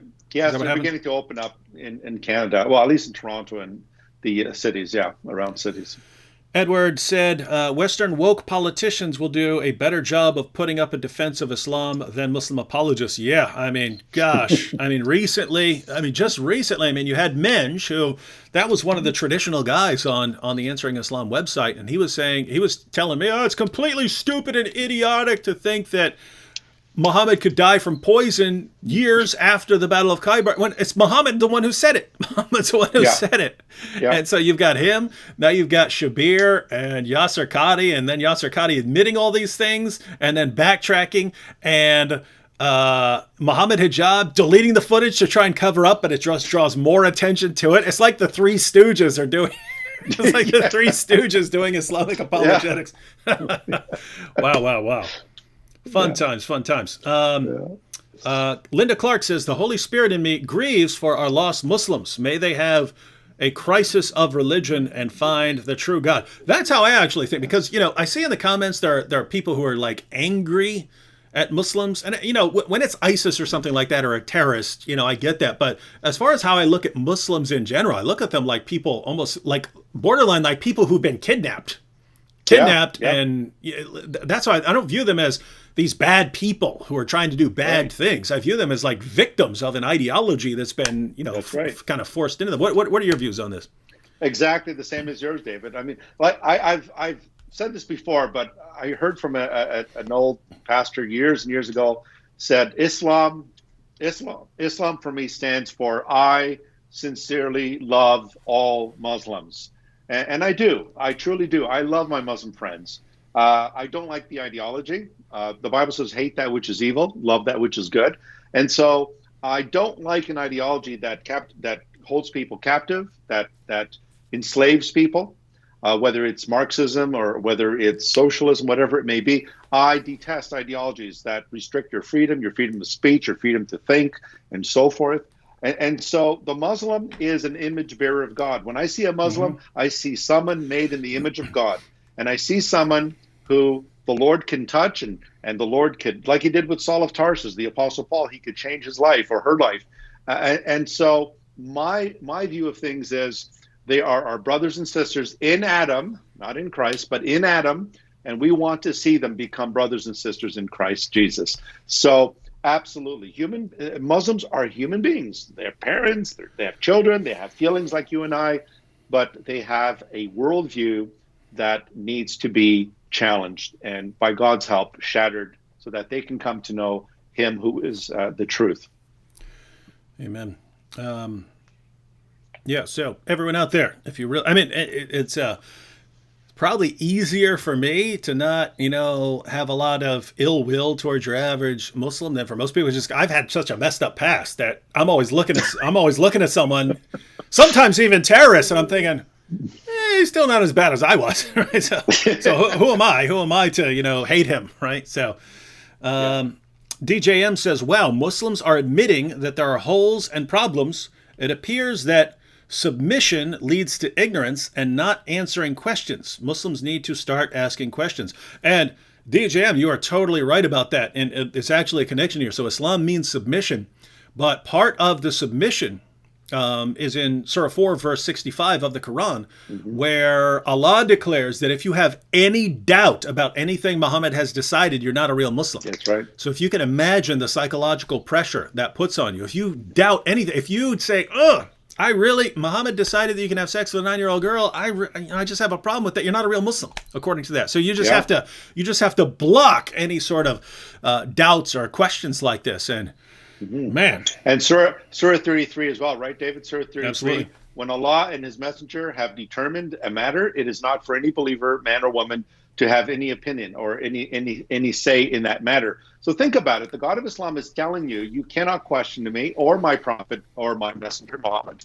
Mm-hmm. You cannot question once we decide on something. And yet, what do we find in the Bible? Isaiah 1:18, come, let us reason together, says the Lord. Though your sins are like crimson, they shall be white as wool.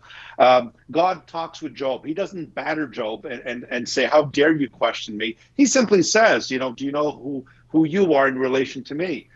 Jesus did not berate his disciples for asking questions, and Jesus himself would engage people with questions, and he would get them to think, and then when they didn't know, he would end up teaching them. So our God is not afraid. He can take it. He's got a big chin. He can take it on the chin.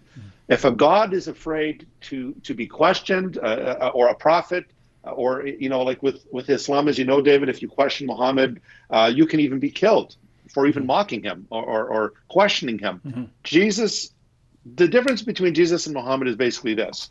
Jesus set his face to go into Jerusalem, knowing what would befall him. He went into Jerusalem, knowing what would befall him. When Muhammad was attacked by his enemies, what did he do? He ran from them. That's the hijrah. The hijrah is the departure, the flight, the immigration of Muhammad to Medina. So our God is not afraid to ask questions.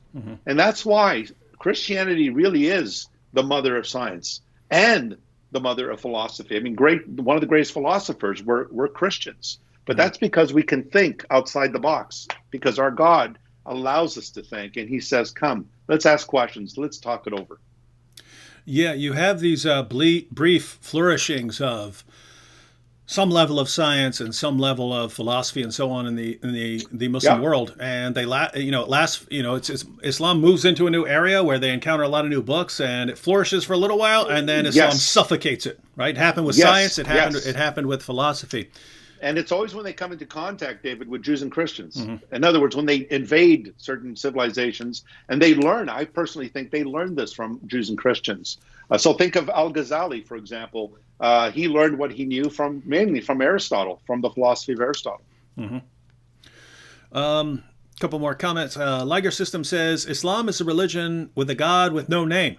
That's false, Liger System. He has 99.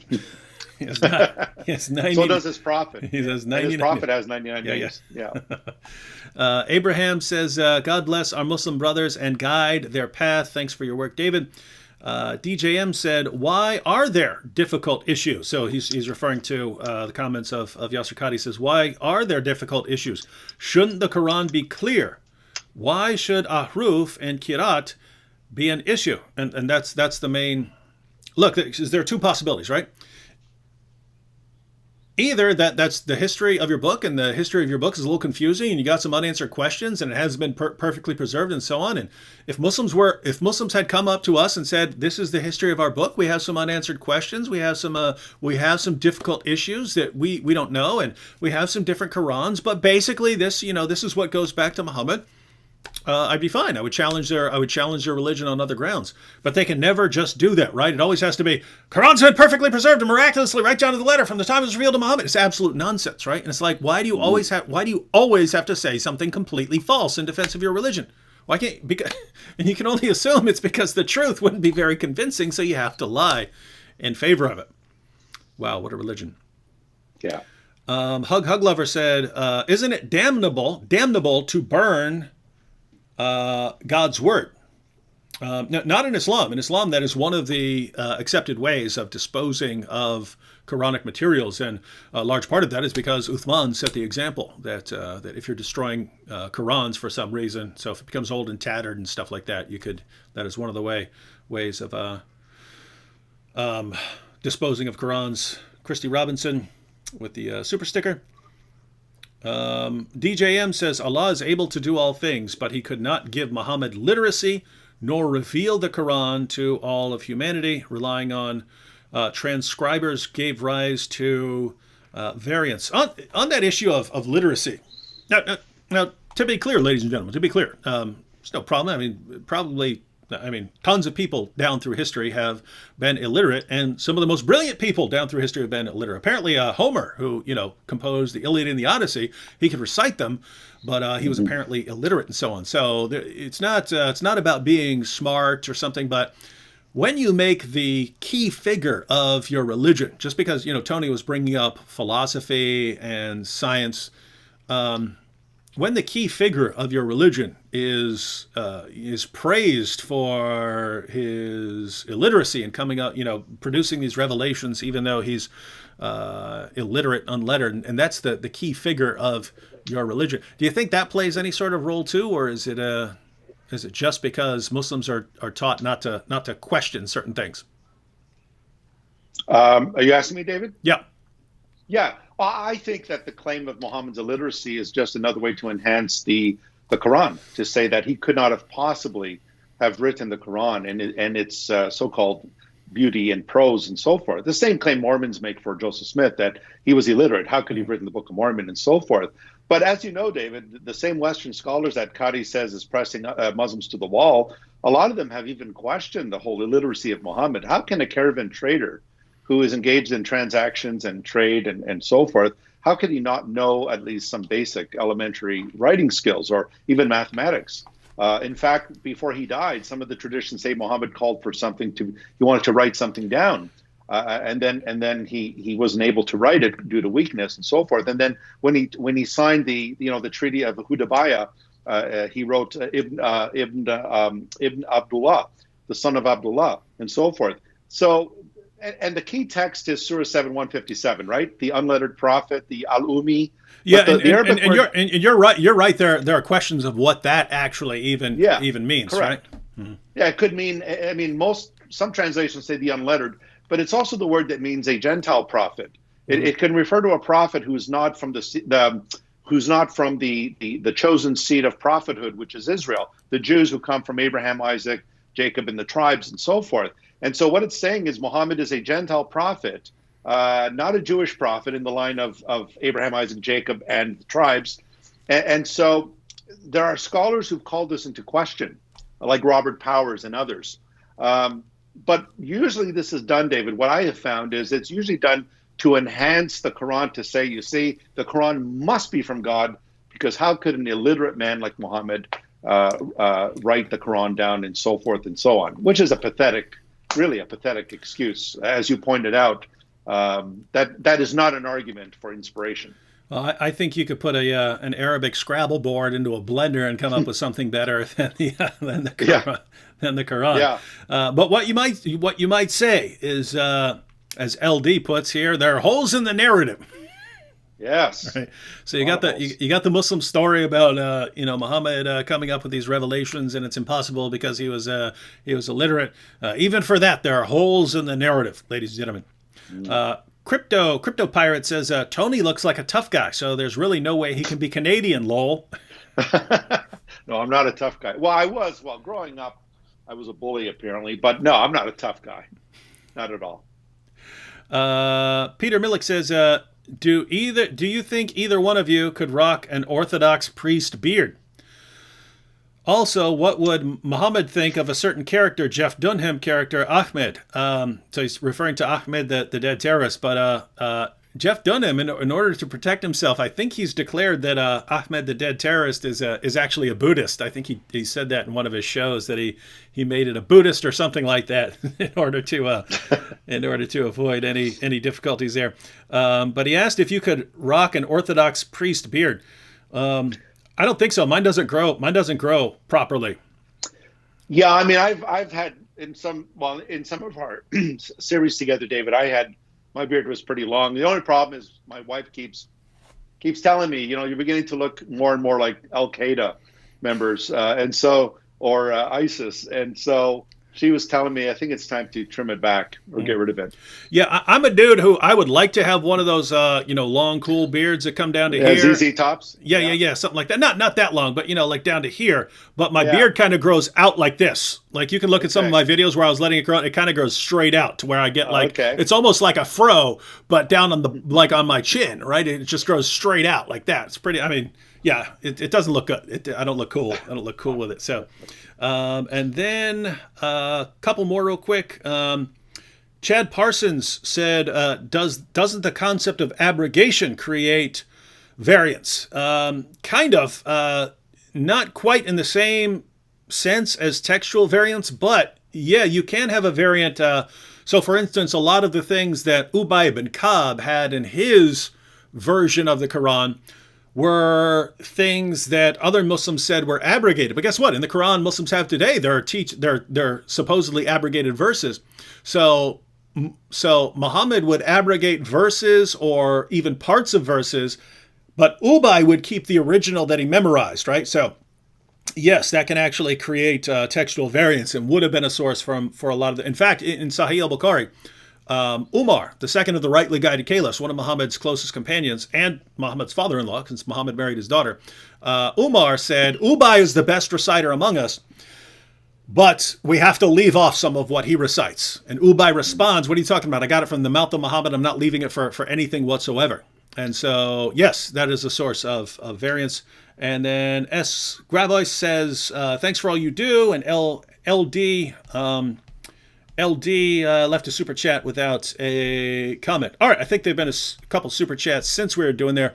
Tony, we're already at 9:38, so I don't think we could actually go into the Shabir footage, but we got a lot of other cool stuff along the way. How about we just take some? Sure. How about we just take questions for another 15 minutes or so? Sounds good. Sounds good. Do you, are you able to see the comments on? No, not on my screen. Okay, no. so I will find them for you. All right, ladies and gentlemen, if you have a question about anything we've been discussing right now, all right. So here's one from Daniel. Daniel says, I have heard from some Muslim scholars, they said that there is some hadith about Aisha said that she was born 4 years before Muhammad's first revelation. What is your response? So the idea here is if Aisha was born 4 years before Muhammad's first revelation, and if Muhammad's first revelation was in the year 610, then that would put Aisha, then you would have Aisha born in the year 606, and if Aisha was born in 606 and then Muhammad marries her, you're talking in the early 620s, then you might get a different age for her. Daniel, do something fun. Whenever someone says she was born 4 years before Muhammad's first revelation, say book, chapter, and number. Yeah. Right? Yeah. So Sahih al-Bukhari, which book? There's 9 volumes. Which book? Which number? I want to see it. Just get in that habit, right? Because a lot of times what you'll see is the argument will be based on something like, well, Aisha's sister was born, she was born certain number of years after, and then we have another source which says that her sister died when she was 100, and then, she was born at such and such year, and they'll put all these long chain of numbers together in order to come up with, so Aisha must have been born then, and they'll ignore 50 passages saying that she was born, that she was 9 years old when Muhammad had sex with her, right? So the problem is all of the sources people go to try to compile these numbers and so on, the exact same sources all say she was 9 years old. So if you're trusting these sources to compile that, and notice you could, if you adopt that message, you could do almost everything because you have all kinds of inconsistencies in the Muslim sources, right? You'll have some that would put the you'd have some if you use the numbering, you'd say, okay, the flight to Medina was 10 years after Muhammad received his revelation. Well, the flight is in 622, so that would put Muhammad's first revelation in 612. You have another revelation that says it was 12 years after, and so that would put it at 610. So you could mess with the numbers if you're doing that. And if you put 5 or 6 numbers together, well, this and this, and then this, and then this happened then, and then this had this, you could make pretty much anything you want happen in Islam. And none of this would cover up the fact that all the sources they're quoting say she was 9 years old. And so it's pretty disastrous and pretty sad. And what does Yasser Qadi call them when they try to argue that Aisha was older? He calls them liars. He calls them liars. Quit lying. Oh, hang on. I haven't watched this yet, but I think I saw the title at some point. But Atem Yak says there's a video on YouTube called Yasser Qadi Refutes Yasser Qadi.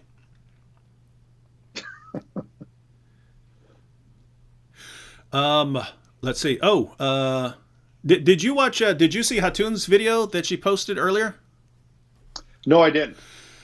Yeah, I'm saying it because this is a question from Shaynabi. Shaynabi says Yasser Qadi said somewhere in the interview that there's a hadith that says Muhammad placed his hand on a Muslim's heart who doubted, and his doubt went away. Can you talk about this? That was Ubay bin Ka'b. When Yasser Qadi was doing his interview with Muhammad Hijab, he actually Muhammad Hijab brought that up about Ubay bin Ka'b expressing doubt, and then Muhammad placed his hand on his chest, and the doubt went away. So that's in the interview. So if you go to Islam Critiqued and watch the entire video, you'll notice he makes reference to it there. Yeah.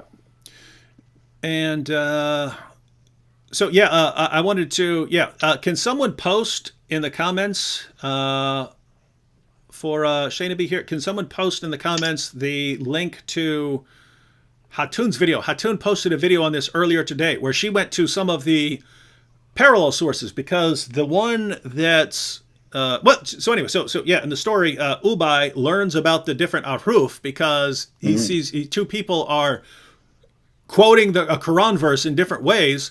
And then Muhammad said, yep, they're both fine. And Ubay says, I had a doubt that I haven't had since the time of ignorance, since the pre-Islamic time. Al-Jahiliyyah. Yeah. And so Muhammad supposedly cast Satan out of his heart and so on. And so anyway, that's the story here. And Yasser Qadi basically brings us up to say, look, this is Ubay bin Ka'b. He's the master of the Quran. He's called the master of the Quran. And so this is the go-to guy. Again, Umar said, Ubay was the best reciter among us. So this is the man. And even the man himself had doubts when he started to learn about the ahruf.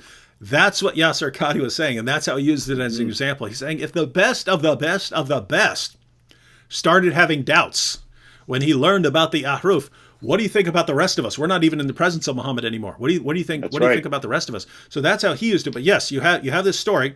But go to Hatun's video, and if you go into Hatun's video, she actually goes through some of the parallel sources, because the same story, you have a similar story in Sahih Muslim and a couple other sources, but some of them are kind of different. Like in one of them, Muhammad just hits him in his chest, and that supposedly brings him back to reality or something like that. So yeah, check that out. Let's find some more comments here.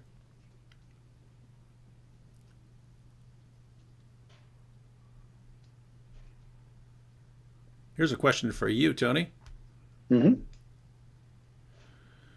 Bosnian Prophet says, David, why would Jesus give life to someone like Muhammad who will and is taking now millions to hell?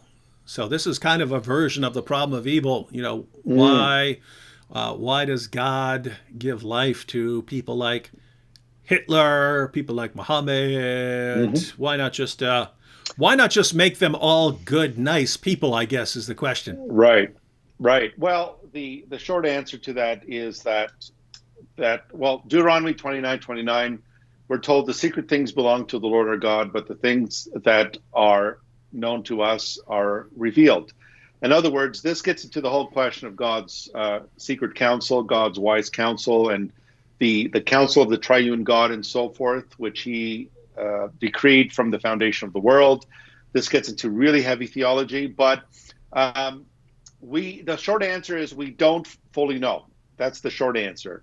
God also gave life to Satan, that is the heavenly being that rebelled against him. Why would God give life to a heavenly being or create a heavenly being that would bring about temptation and bring about disaster and bring about rebellion in the world and so forth and so on? We don't fully know, other than to say that Scripture says that God does all things according to the counsel of his will, to the praise of his eternal glory, and that God creates things to demonstrate. Basically, the Scripture is a storyline. God shows his justice against the wicked. He demonstrates that if God were to be merciful to all, then he would not show his justice. If God were to be just to all, he would damn us all to hell and show no mercy. And so these are questions that go back to the mind of the triune God. why God did what he did. God created the world in such a way that he would bring about his glory, and that's where all history is heading. It heads to the time when every knee will bow, every tongue will confess that Jesus Christ is Lord, to the glory of God the Father. And so did God know that Adam and Eve would fall in the Garden of Eden? Yes, he would have had to know. There is no way God would not have known the end from the beginning. And so these are areas where we have to step back, and that's why I quoted Deuteronomy 29:29. The secret things belong to the Lord our God. The things revealed belong to us and to our children. And so there's a sense in which God has his hidden will, his will that is inscrutable to us humans. And then what we know about God's will, God has revealed to us in Scripture. And so that is the biblical response to the problem of evil. And we know that God works through evil. We saw him do it through the brothers of Joseph. We saw God working through Pontius Pilate, Herod Antipas, and then the Jewish Sanhedrin, and then the Roman soldiers, the Gentiles. He worked through their evil machinations to bring about the death of Jesus Christ, which would bring about the atonement for the sins of the world, and it would bring about God's purpose and redemption. So did that involve evil people? Yeah. The trial of Jesus was the greatest mistrial in all of human history. The murder of the Son of God, which was an evil thing that we did. But nonetheless, God worked through the evil intentions of men to bring about his purposes. And so at the end of the day, God created Hitler. Yes, God created Mussolini. Yes, God created Mao Zedong. But God will also demonstrate his justice in their judgment and so forth. And God's judgment is meaningless without his mercy. And at the same time, God's mercy is meaningless without his judgment. And I know that's a very loaded theological answer, but that's the only one I can give you based on what the Bible says. Mm-hmm. Yeah, I'll just say, we're given, human beings are given dominion over this Mm-hmm. world. And so if someone rises up with horrible teachings, leading people astray, who's supposed to deal with that? I mean, God is ultimately going to deal with things, but who's supposed to deal with that? We're supposed to go and confront that. When there are false ideologies, dangerous ideologies that are oppressing people, we're the ones who are supposed to go deal with that, right? So ladies and gentlemen, when Islam is spreading, why is it spreading? Because the church is woefully unprepared and won't equip itself and won't equip Christians to go out and stand and confront it. So it's very easy to say, sit back and sit here, and we're not doing anything. We're not responding to it. It could be easily refuted, right? If the world's 2 billion plus Christians learned even the basics. Matter of fact, if 1%. Matter of fact, if 1/10 of 1% of Christians would learn the basics about responding to Islam, I think Islam would be crumbling in the next 5 to 10 years. There would still be Muslims and stuff, but as a threat to world peace and so on, Islam would be crumbling, and we don't. And notice, instead, we'll do what? God, why'd you do this? Yeah. Could we do something about it? Yeah, it's like a person sitting, someone bleeding to death beside you. You can stop the bleeding. You could take a first aid kit and stop the bleeding and stuff, but you just sit there watching. Why'd you do that, God? Why'd you do that? Yeah. Why didn't you fix that? I'm sitting right here. I could obviously do something about that, but I want to. Why'd you do that? It's interesting stuff. Oh, here's another one that would be. This one would be a good question for both of us. Black Tuesday Films. How do you deal with skeptics who want to compare the violence and atrocities in Islam with the Old Testament? So how do you deal with skeptics? So talking about atheists and stuff, I guess this is, if we point out, look at Islam, it calls for violent jihad and so on. How do you deal with atheists or agnostics who say, "Oh, wait a minute, look at your Old Testament there"? How would you respond to that, Tony? Yeah, well, first I would say, why does the atheist even care? He doesn't believe in an objective moral standard. So there really is nothing objectively wrong with genocide, because there is nothing objective about morality. But what we need to understand is that the Christian response is, look, the Bible is comprised of two testaments. We have the Old Testament, we have the New Testament. In the Old Testament, it's basically God, the land, the people. And that's what the Bible calls the covenant between God, his people, and the land. And so under the old covenant, there was the people of Israel, there was the land of promise, and so forth. And God had told the patriarchs that he would move his people into that land after 400 years of slavery in Egypt. And he pointed out that the sins of the Amorites, the Canaanites, he said, look, their sin is not yet full, but I will come and visit them. So think about this for a minute, ladies and gentlemen. God gave Jericho 400 years to repent. I mean, that's longer than the United States has been around, longer than definitely Canada has been around. And so in the Old Testament, these wars that took place under Joshua, under King Saul, for example, with the Amalekites and so forth, these were divine commands by God to take the land that God had promised to his people in the Abrahamic covenant. However, those wars, for example, they were not genocidal. That is, it doesn't mean that all the Canaanites were eliminated from the face of the earth. And if you wanted to learn more about this, read Paul Copan. He's written some really good material on this. We know that the Canaanites were not all eliminated because Jesus healed a Canaanite woman's daughter in Matthew 15 of demonic possession. And so it doesn't mean that all of them were eliminated. However, the Old Testament wars were historical. Let me underline this. They were historical. That means those wars were not to be perpetuated. They were not to continue. They were done in history for a specific purpose. God used Israel as his hand and arm of judgment against the people of Jericho. They did a lot of nasty things there. Archaeology has confirmed a lot of what we know, child sacrifice and bestiality and so forth. And so under the New Testament, you will notice Jesus does not call his church to take up arms and go out and kill the world for the gospel and so forth. He doesn't command that. And Paul tells us that our citizenship is not from this earth. Our citizenship is in heaven, from whence we await the Savior. So the Old Testament wars are historical. They're done, and they achieved a certain purpose. They were not to be repeated.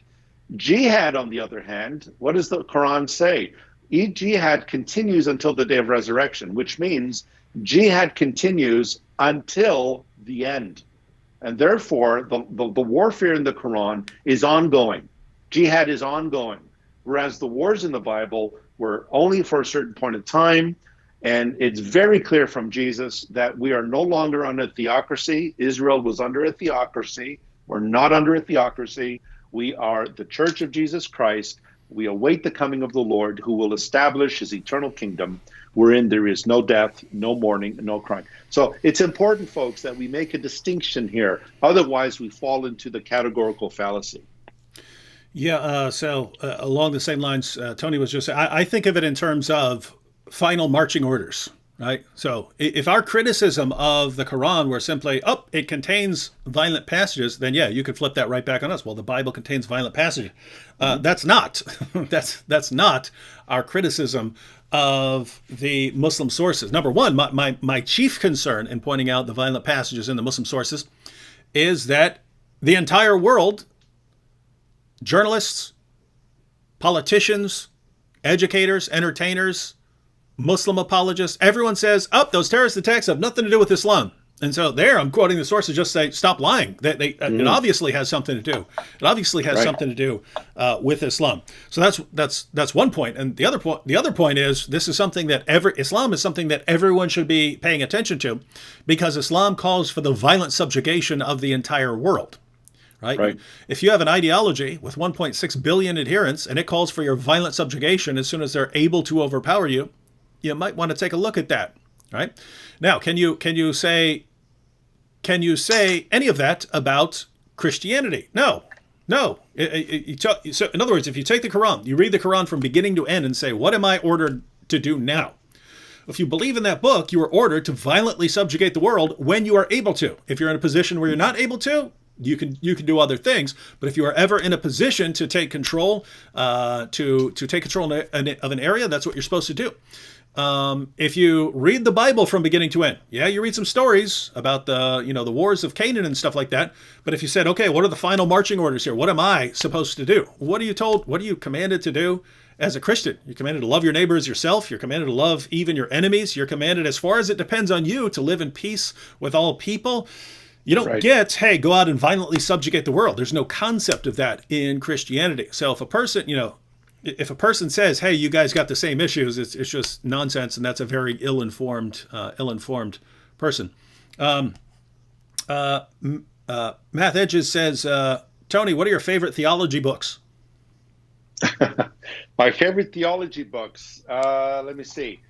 I like Wayne Grudem, his systematic theology. Wayne Grudem's systematic theology is quite good. My background, I'm a Reformed theologian, and so I love Calvin's Institutes of the Christian Religion.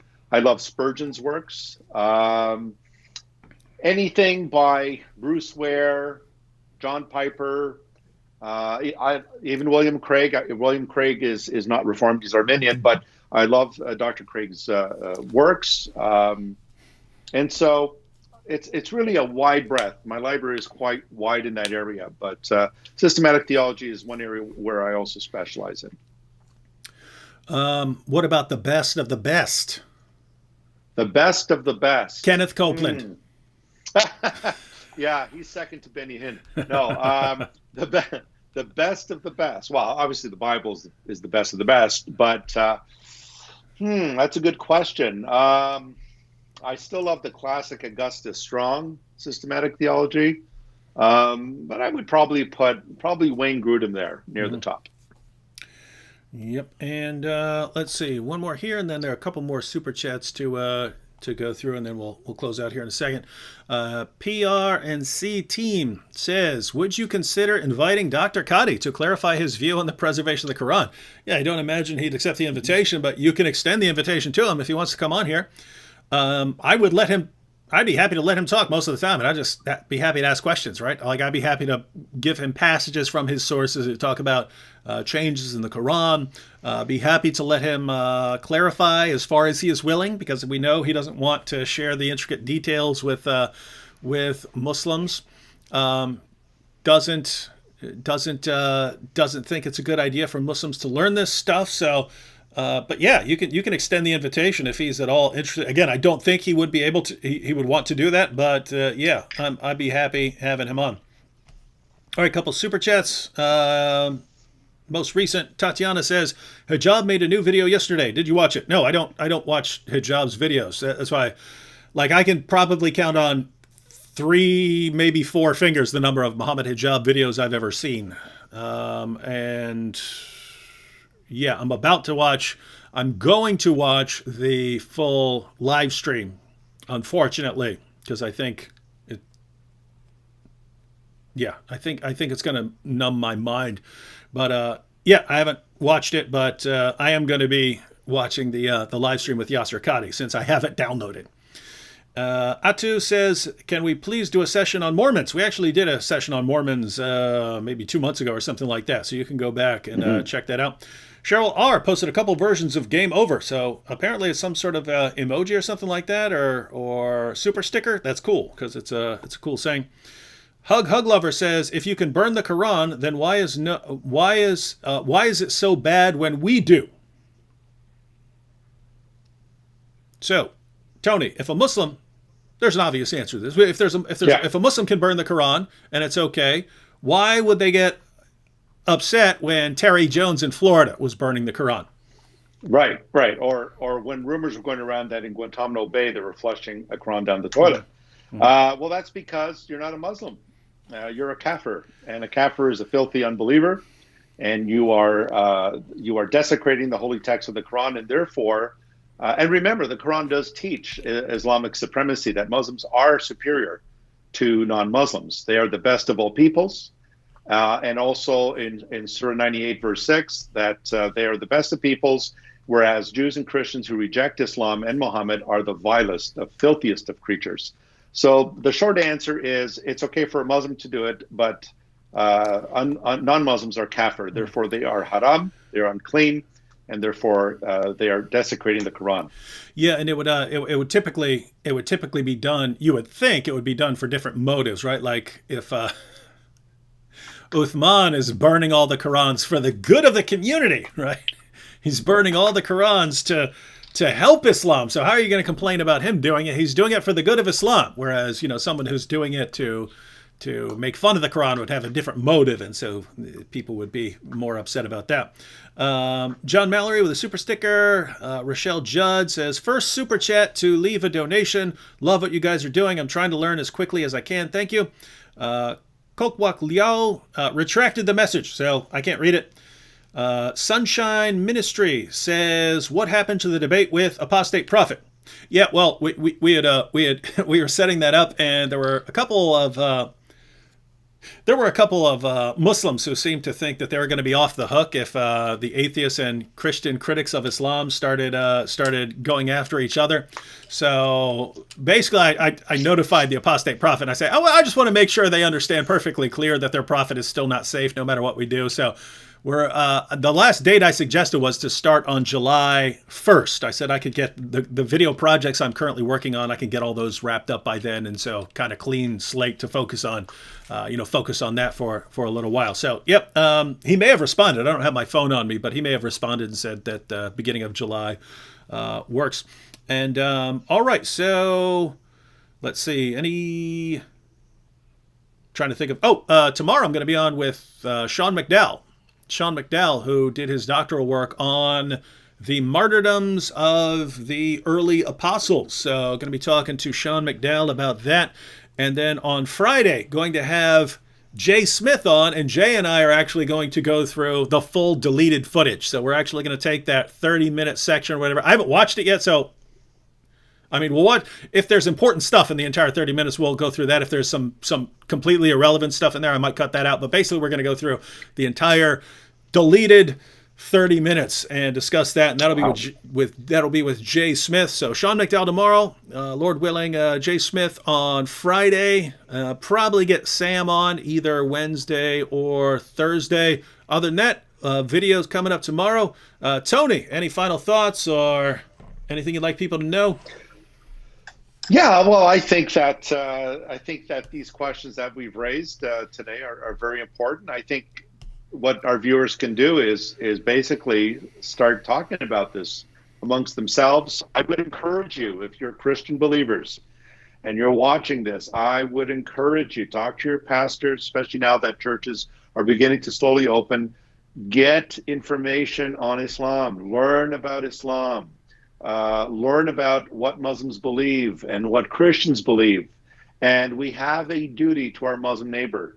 Jesus included our Muslim friends in the Great Commission. When he told us to go into the world to make disciples of the nations and teach them and baptize them, he included Muslims in that outreach. And so I think it's important to realize that if you have a Muslim friend, like David had Nabil, and the Lord used David to bring Nabil into his kingdom. If you know Muslim friends and neighbors and so forth, you are responsible for them. And I really need to stress this. God said in Ezekiel 3:18 that when I say to the wicked, you shall die, and you do not warn the wicked of their evil ways, I will hold their blood at your hands. So you have a responsibility to your Muslim neighbor. There is no excuse. You can't just say, go watch Dr. Wood's videos or Dr. Costa's videos. You have an obligation to your Muslim neighbor. And if that person dies, God will hold their blood at your hands. So please, please, please remember, you are your brother's keeper. You have a responsibility to them. So these are not just videos that David puts out so that we can look at the issues of the Quran and so forth. At the end of the day, this is all about seeing Muslims come to know Jesus Christ, and they need to know the truth. And Jesus said that you will know the truth. And what will it do? The truth will set you free. That's how powerful the truth is. It makes people free. And whoever the Son sets free is free indeed. So please, if you can take anything from this video session, learn to love your Muslim neighbor, share the truth with them, and pray for them that God would be merciful and draw them into salvation. Amen. And up on the screen here, I have a comment from the worst live streamer in the world, Sam Shamoon. The guy who's totally helpless without me carrying him and answer the questions that he can't during our live streams. But he thinks he can go live after me on his channel. That would be the Shamunian channel. So anyone who, it's getting late. So any of you who have trouble falling asleep at night, they don't call him Audio Ambient for nothing, right? If you have trouble sleeping, then go over to Sam's channel. Be sure to watch him for a little while. You'll sleep like a baby. You'll sleep like a little baby. And one more super chat from Notaverse says, David, do you? She's joking.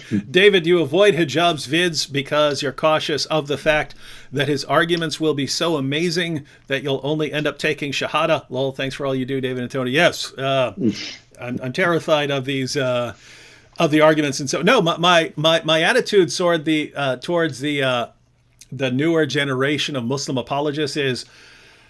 I will occasionally, if I get enough requests about something, I'll occasionally respond to it. But basically, I really like the direction Muslim apologetics is going with these young, sort of more thug-like people, insulting, nasty, angry, taking over, because that just seems to reflect the real spirit of Islam. Shabir, you hang out with Shabir Ali. Shabir's like the nicest guy in the world, yeah. Right? You know what I mean? Yeah. And you're thinking, wow, what a nice guy, and cool to have a discussion, and cool to have a debate with him. But at the end of the day, it's not. You read the Muslim sources, and Islam is much more aggressive and much more hostile, and so. I prefer going after the older generation mainly, right? Zakir Naik and these other guys. I prefer targeting them for a while in terms of argumentation and letting this new generation come up, become really, really popular, because I think it will be a much, much more accurate reflection of the true spirit and heart of Islam. And I want the world to see it. Wait a minute, these are the apologists? So it's not just these nice guys. These nice guys aren't the real representatives. It's these, thugs and stuff like that. Well, gosh, and they can actually silence their more traditional apologists and scholars, and make them backtrack and cower in fear. Ooh, gosh, what kind of religion is this? So anyway, that's the reasoning. So there will come a time, maybe 2, 3, 4 years down the road, but yeah, you want to let this young generation grow. So I tend to ignore them as much as possible for now. Can't ignore what's going on right now because it's so popular and is allowing us to really go after the Quran. But other than that, yeah, I tend to ignore them for a while. All right. Thanks to Tony for joining me here, and we will catch you again. We'll catch you again next time, and I'll see you guys tomorrow.